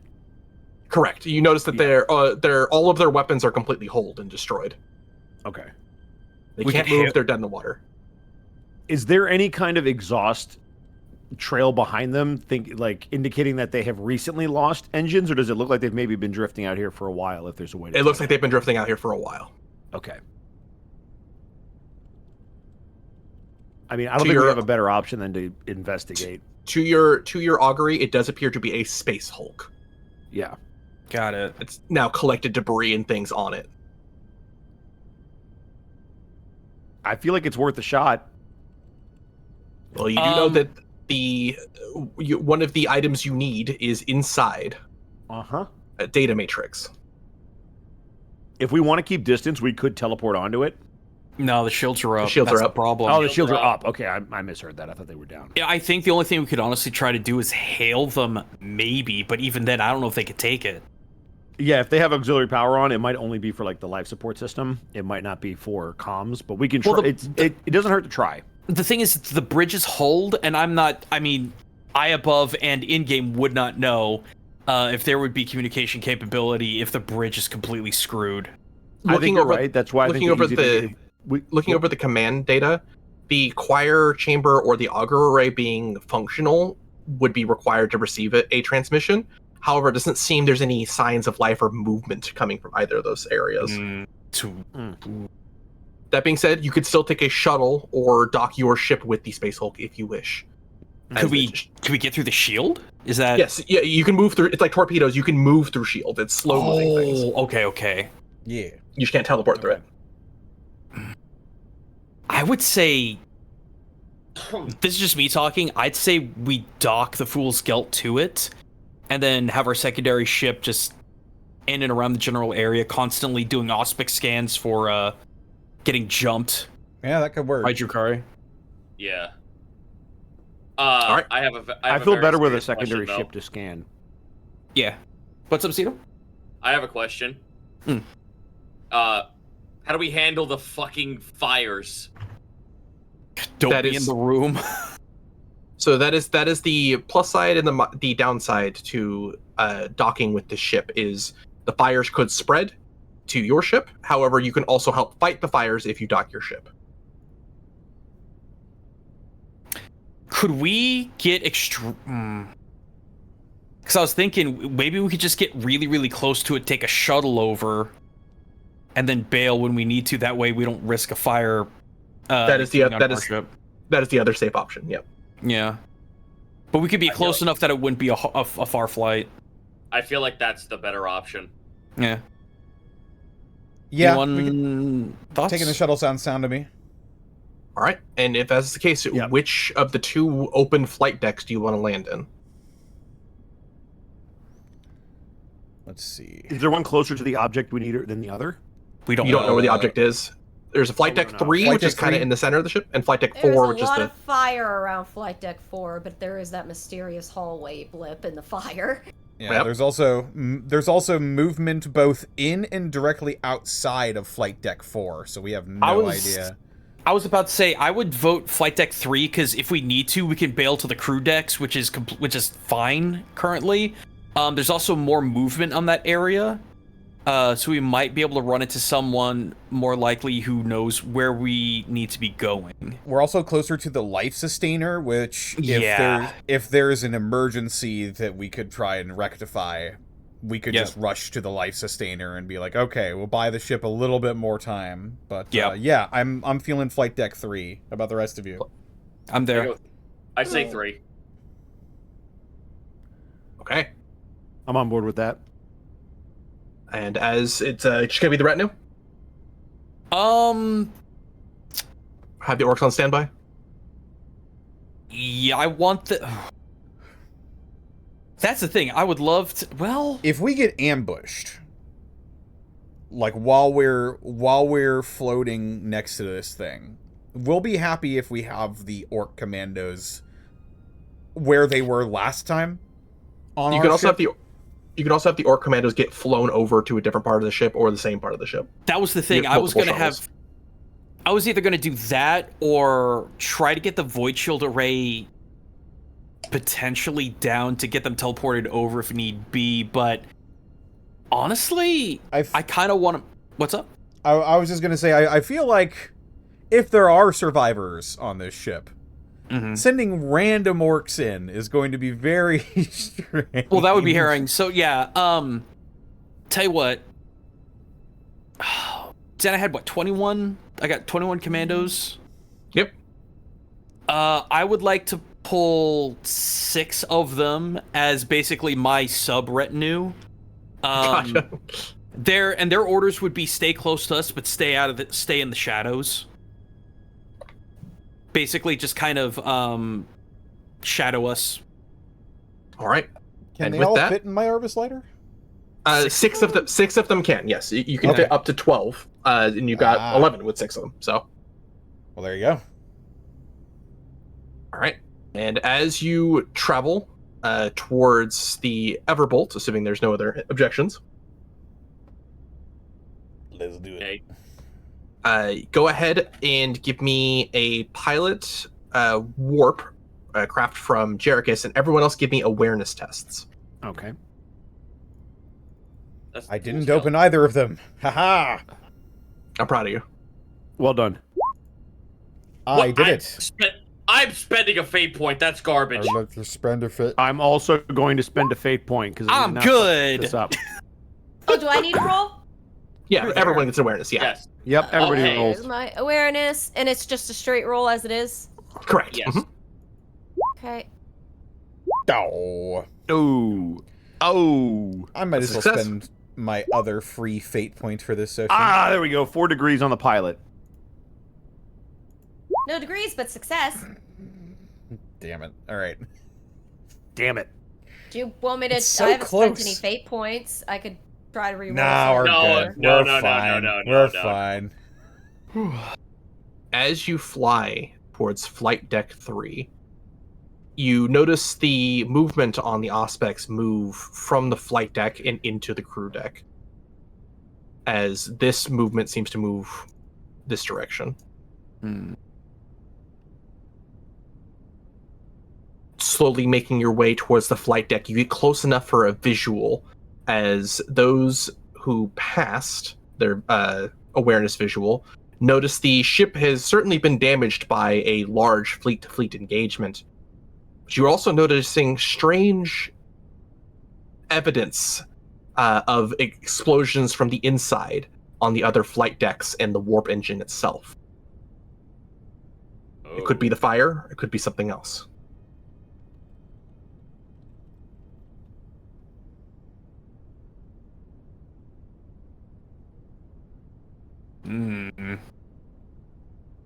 As the ship moves into the flight deck, you notice the shield still holding and keeping it unpressurized. The flight deck itself is pretty heavily damaged, but it indicates that gravity and oxygen are Terran normal, similar to your ship. Hmm.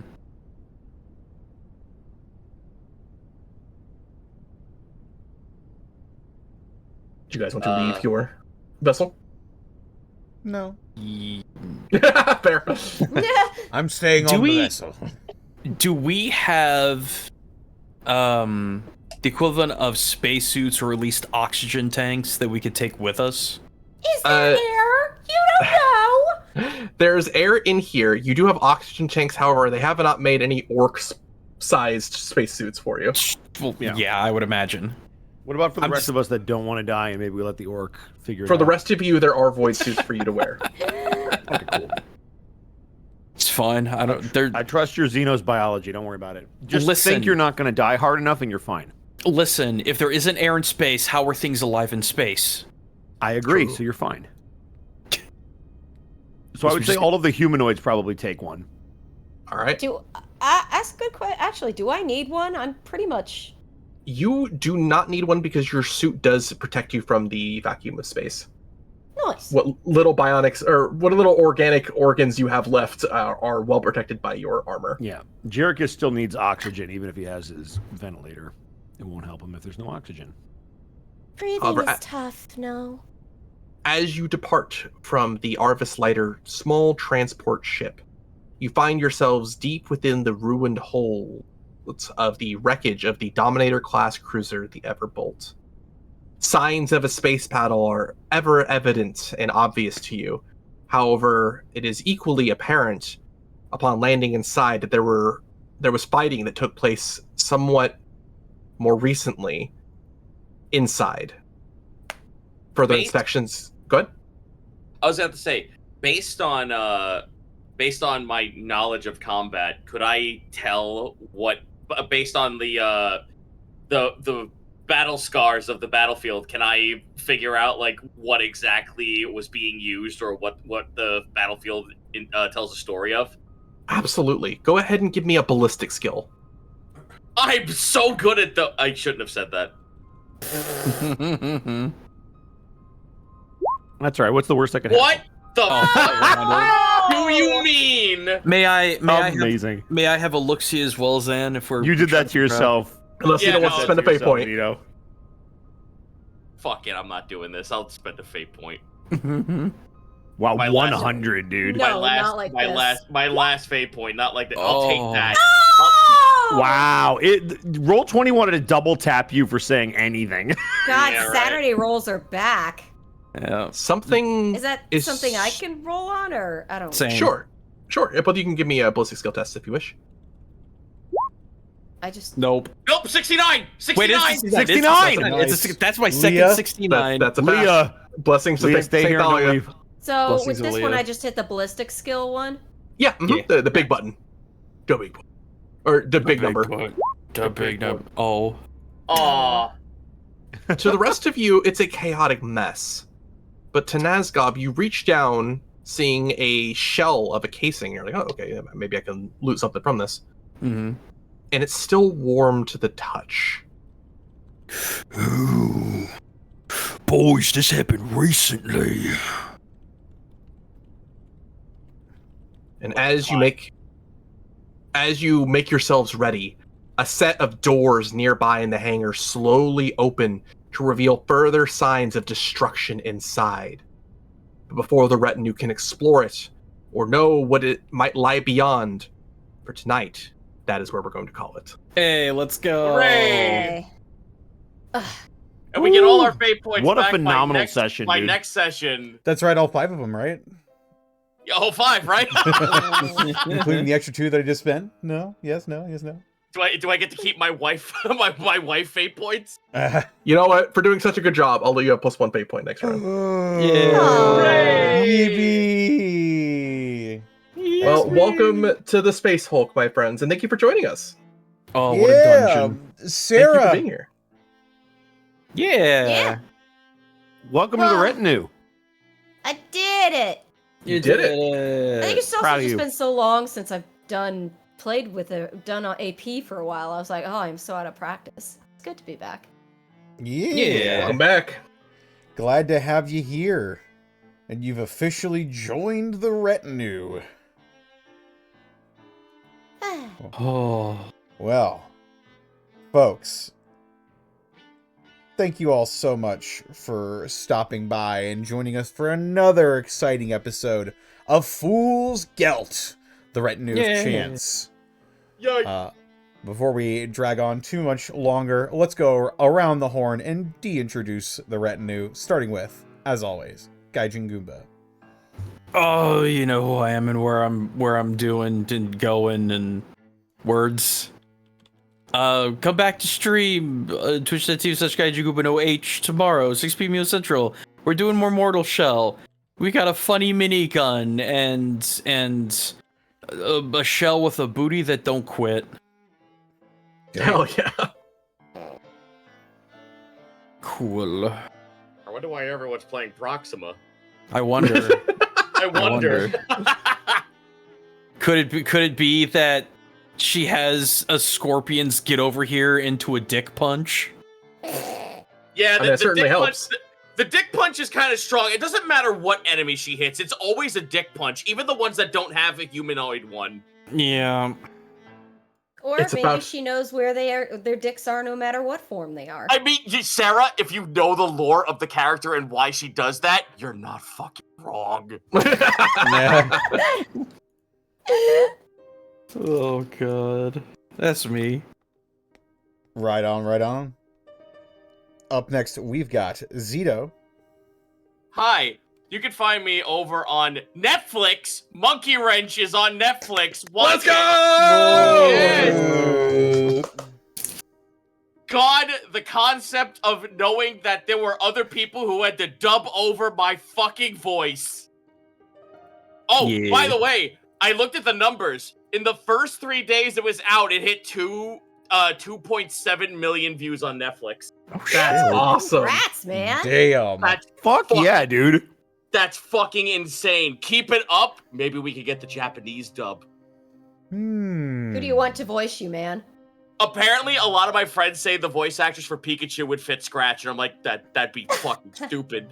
That'd be amazing. Holy shit. And I'm like, I can hear it, but it's also just like, me, the guy who's pretending to be a faux Meowth, gets Pikachu to voice act him? Pika P.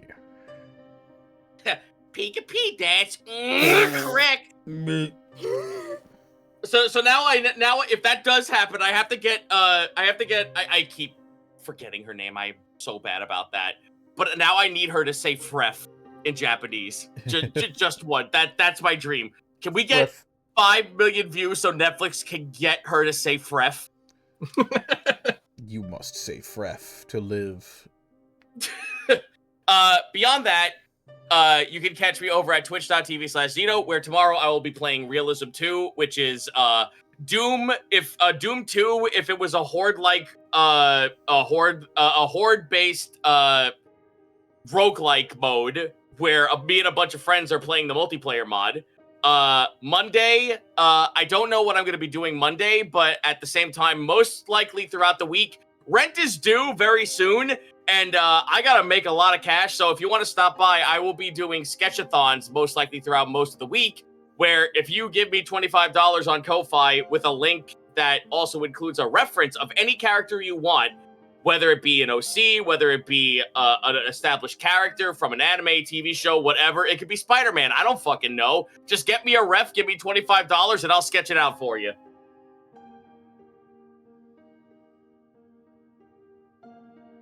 Excellent, excellent. Up next, we've got Edward Bosco. I'm so sorry. You can find me at EdBoscoVA on Instagram, Twitter, and TikTok, and right here on twitch.tv/EdwardBosco, where we are back to our normal streaming schedule as best we can be. That's Infinite Wealth, a new Yakuza game over on Connor's channel on Mondays. It's been a lot of blast playing with him. We've got Vecna Eva Ruin, where Connor has to deal with me once again as we try to collect all the parts of the rod of blank parts that I've said before. Wednesday will be Unexpectables. Thursday will be Throwback Thursday. Friday will be day one of Multivania. It is our wrestling weekend extravaganza, which has a night 2 on Sunday, around 1 or 2 p.m. PST. So come check out my channel on Sunday, dr_Caliban, Dr. Caliban's channel on Friday, if you're into wrestling. And that's me. Excellent. And up next, we've got returning player on the channel, but new member of the Fool's Gelt retinue. It's Sarah Ann Williams. God, Do the thing! Do the It thing! has been a while. Where can they find you? Do the thing! Where can they What's find the you? What are you thing? up to? Yeah. Oh, Plug that your- thing. Uh-huh. Oh, right. On Blue Sky and YouTube at Sarah with an H and with an E. Willia. Oh, it's been a while. I can still. Yeah, she did the thing. Shush you. Shh. Edward, baby, I love you. Shut up, baby. I know it. Yeah. Gosh, been a freaking while. Chilling. I think the last thing that happened was Echoes of Aincrad came out, and I came back voicing Lizbeth. Because, you know, sword art related and all that. So that was nice. It's nice to come back to that. Hooray! Yeah, just stream on Thursdays as usual with Fringe. We do the horror games, though I think we've gotten into Big Walk a little bit, which is a delightfully nice little game to play with friends. Yeah. It's such a good game. And I guess we'll be back weekend after next for this. We will be back as soon as we possibly can. A little complex of schedules, but we will say it as soon as we can. Yes. Hey Sarah, that's me. I have Huh? if you want to play the horror games, might I suggest you look up Another Door? The demo is out now, but it is multiplayer, and I heard you think you'll have talking fun. earlier. Do you know how long I've waited for frickin' Twisted Tower to come out? Yes! I am that fucking game. yeah. I swear to God, I never thought it was actually going to come out. And I was worried when it finally did. It was like, oh, is it going to suck? Because it was like weird and they finally just dumped it. It's like, nah, the reviews are great. I'm really excited. No, What game did you good. say though? Another Door. It is horror. It is horror Mario Party, but at the end you all have you have to work together, but also fuck each other, fuck everyone in your party up at the same time to get points. Fascinating. I'll wishlist that. I seriously thought you were talking about a me. game where you just have to fuck everybody. That's what I was wondering. That doesn't narrow things down, to be honest. There are many games like that. That Yeah. is true. That's like friend slop down to a T. That's yeah, paint everything. Thank you, Zen.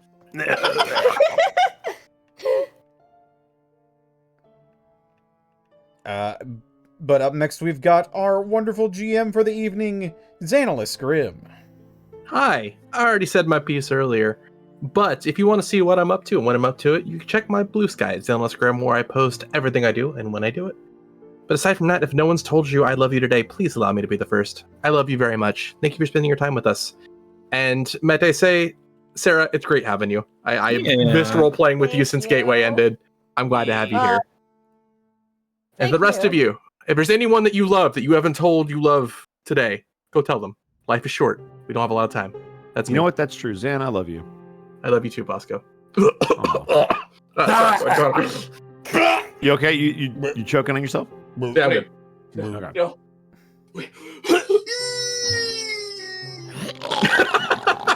Oh, why That's am I what it sounds coughing like up when a blood? demon's That's born. weird. All right, love nerds. makes my heart bleed. Well, I suppose that just leaves me. And they can find me on Twitter, Twitch, YouTube, Tumblr, and Blue Sky at Distortion Devil. You can find all my TTRPG content over at youtube.com/Devils and Dice Rolls.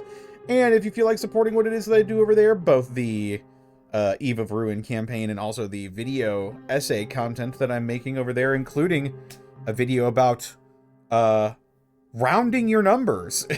I know it sounds boring and uninteresting, but trust me, I got some shit to say about it. That's going to be a new short. And then I'll start working on the new video after that. But if you feel like supporting that, go over to patreon.com/Devils and Dice Rolls. You can get your name and some credits. You can also get early access to all of my video content, not the campaigns, but yes. You can also watch me slowly make some mead. But, that's neither here nor there.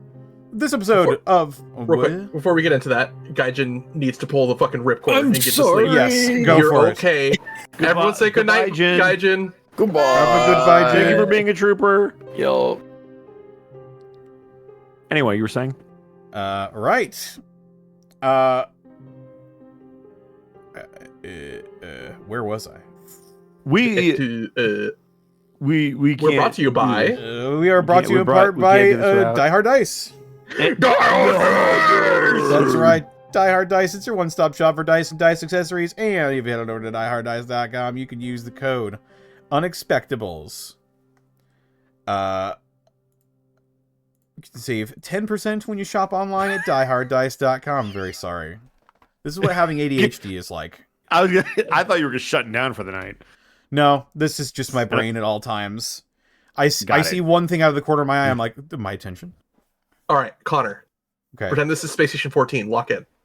Okay. Oh, shit. Connor. The trigger phrase. You've awoken the sleep rage. Fucking damn it. Whiskey, Tango, Whiskey, Lima, Alpha, Delta. I just stopped the stream. I've nuked the stream. Anyway. Oh, man. That's right. Die Hard Dice. It's your one-stop shop for dice and dice accessories. And if you head over to dieharddice.com, you can use the code Unexpectables, where you can save 10% when you shop online at dieharddice.com. You can also pick up the Lies Aspect Dice, the official collaboration between the Unexpectables and Die Hard Dice. Comes with a nifty little dice bag, and if you bring that to us at a convention, we'll sign it for you for free. That's right. We'll sign your sack. Sack! Masak! And you'll get you'll get an opportunity to give that to us at Anime Detour 2027. That's right. Oh my god. We're coming back to Minneapolis, Minnesota next year at the tail end of March. Get those pre-registrations in now. Use code WARK27 when you sign up for registration for Anime Detour. You got it. Sorry, now I'm burping. Oh my god, your body is rejecting this outro. It's true. Yes, it'll let the convention's heads know that we're the ones that sent you, and you can save some money when you pre-register. And as always, we couldn't do this week in, week out without bits and subs from viewers like you. Bits and subs. And did we leave off anywhere in particular? I think it was Zen speaking in binary. It was one after Zen, I think, if I recall. Yeah. Then that would be GTG Maximo. Hey, what's up, Mark? Thank you for the 100 bits. Burf, Miss Gaijin. Yes, that was the one. Nightwolf 1785. Thank you for the 41 months. Get the flamethrowers. Mr. Snacks, thank you for the 62 months. Deathmon32, thank you for the whole year of subbing. Whoa. Ooh. Brosidon Rex, thank you for the raid. Afeltail, thank you for the 23 months. Zenlita, thank you for the 100 bits. Buchanan, take Bosco's day rate and give it to Connor. No, wait. Oh, God. Shadowfox 3249 45.9, I should say. Thank you for the 77 months. And Monty Glue, thank you for the raid with a party of 34. Who the hell is that? I don't know. But do you remember when we used to have a friend named Monty? I do. No. Same brain guy, Zeno. Yes. Just change my hat. I'm Gaijin Goomba now. Oh my god. That's You right. do look exactly the same. That's right. I'm taking the H back. It's mine now. Oh my god. He found it. It's on the East Coast. You're Zito with an H. It's T-O-H. Yeah, it's on the East Coast now. Come fight me in Brooklyn, Gaijin. Let's go. He's too powerful. Fight me on the staircase where the jonkler fell. Oh, not the jonkler. Well, with that, that is all the bits and subs we have for the evening, and that will bring us to the end of today's My episode. goodness. So let's go ahead and Incredible. see where we can take this crazy party. Yeah. I have someone. No. Oh, Paper Box House. I was just gonna say either Yeah. them or Sci-Fry. Alfred's great. We can raid. Yeah. But yeah. Sorry, I was Who? opening. Yeah, I was don't opening worry. You Twitch, can do and this. my own channel's Yeah. trailer started blaring on this. Incredible. What an amazing trailer. Go to twitch.tv/distortion devil to blow out your eardrums. You really should. Now you too can experience mild deafness. What? That's right.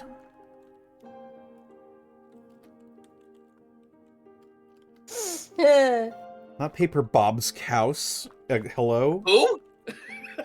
Oh my god, Connor's going How's through that? it, guys. Prayers for Connor. Please pray for me. Please pray. Pray for me. Pray. Praise be the machine god. Paper Bob's house. All Baber right. Bob's house. That's the raid message. Baber Bob's house. Paper Bob's Bob's house. All right, folks. We're going to send you on over to Alfred, but until we see you out here in the sector again, take care, rest well, and as always, have a goodbye. Goodbye.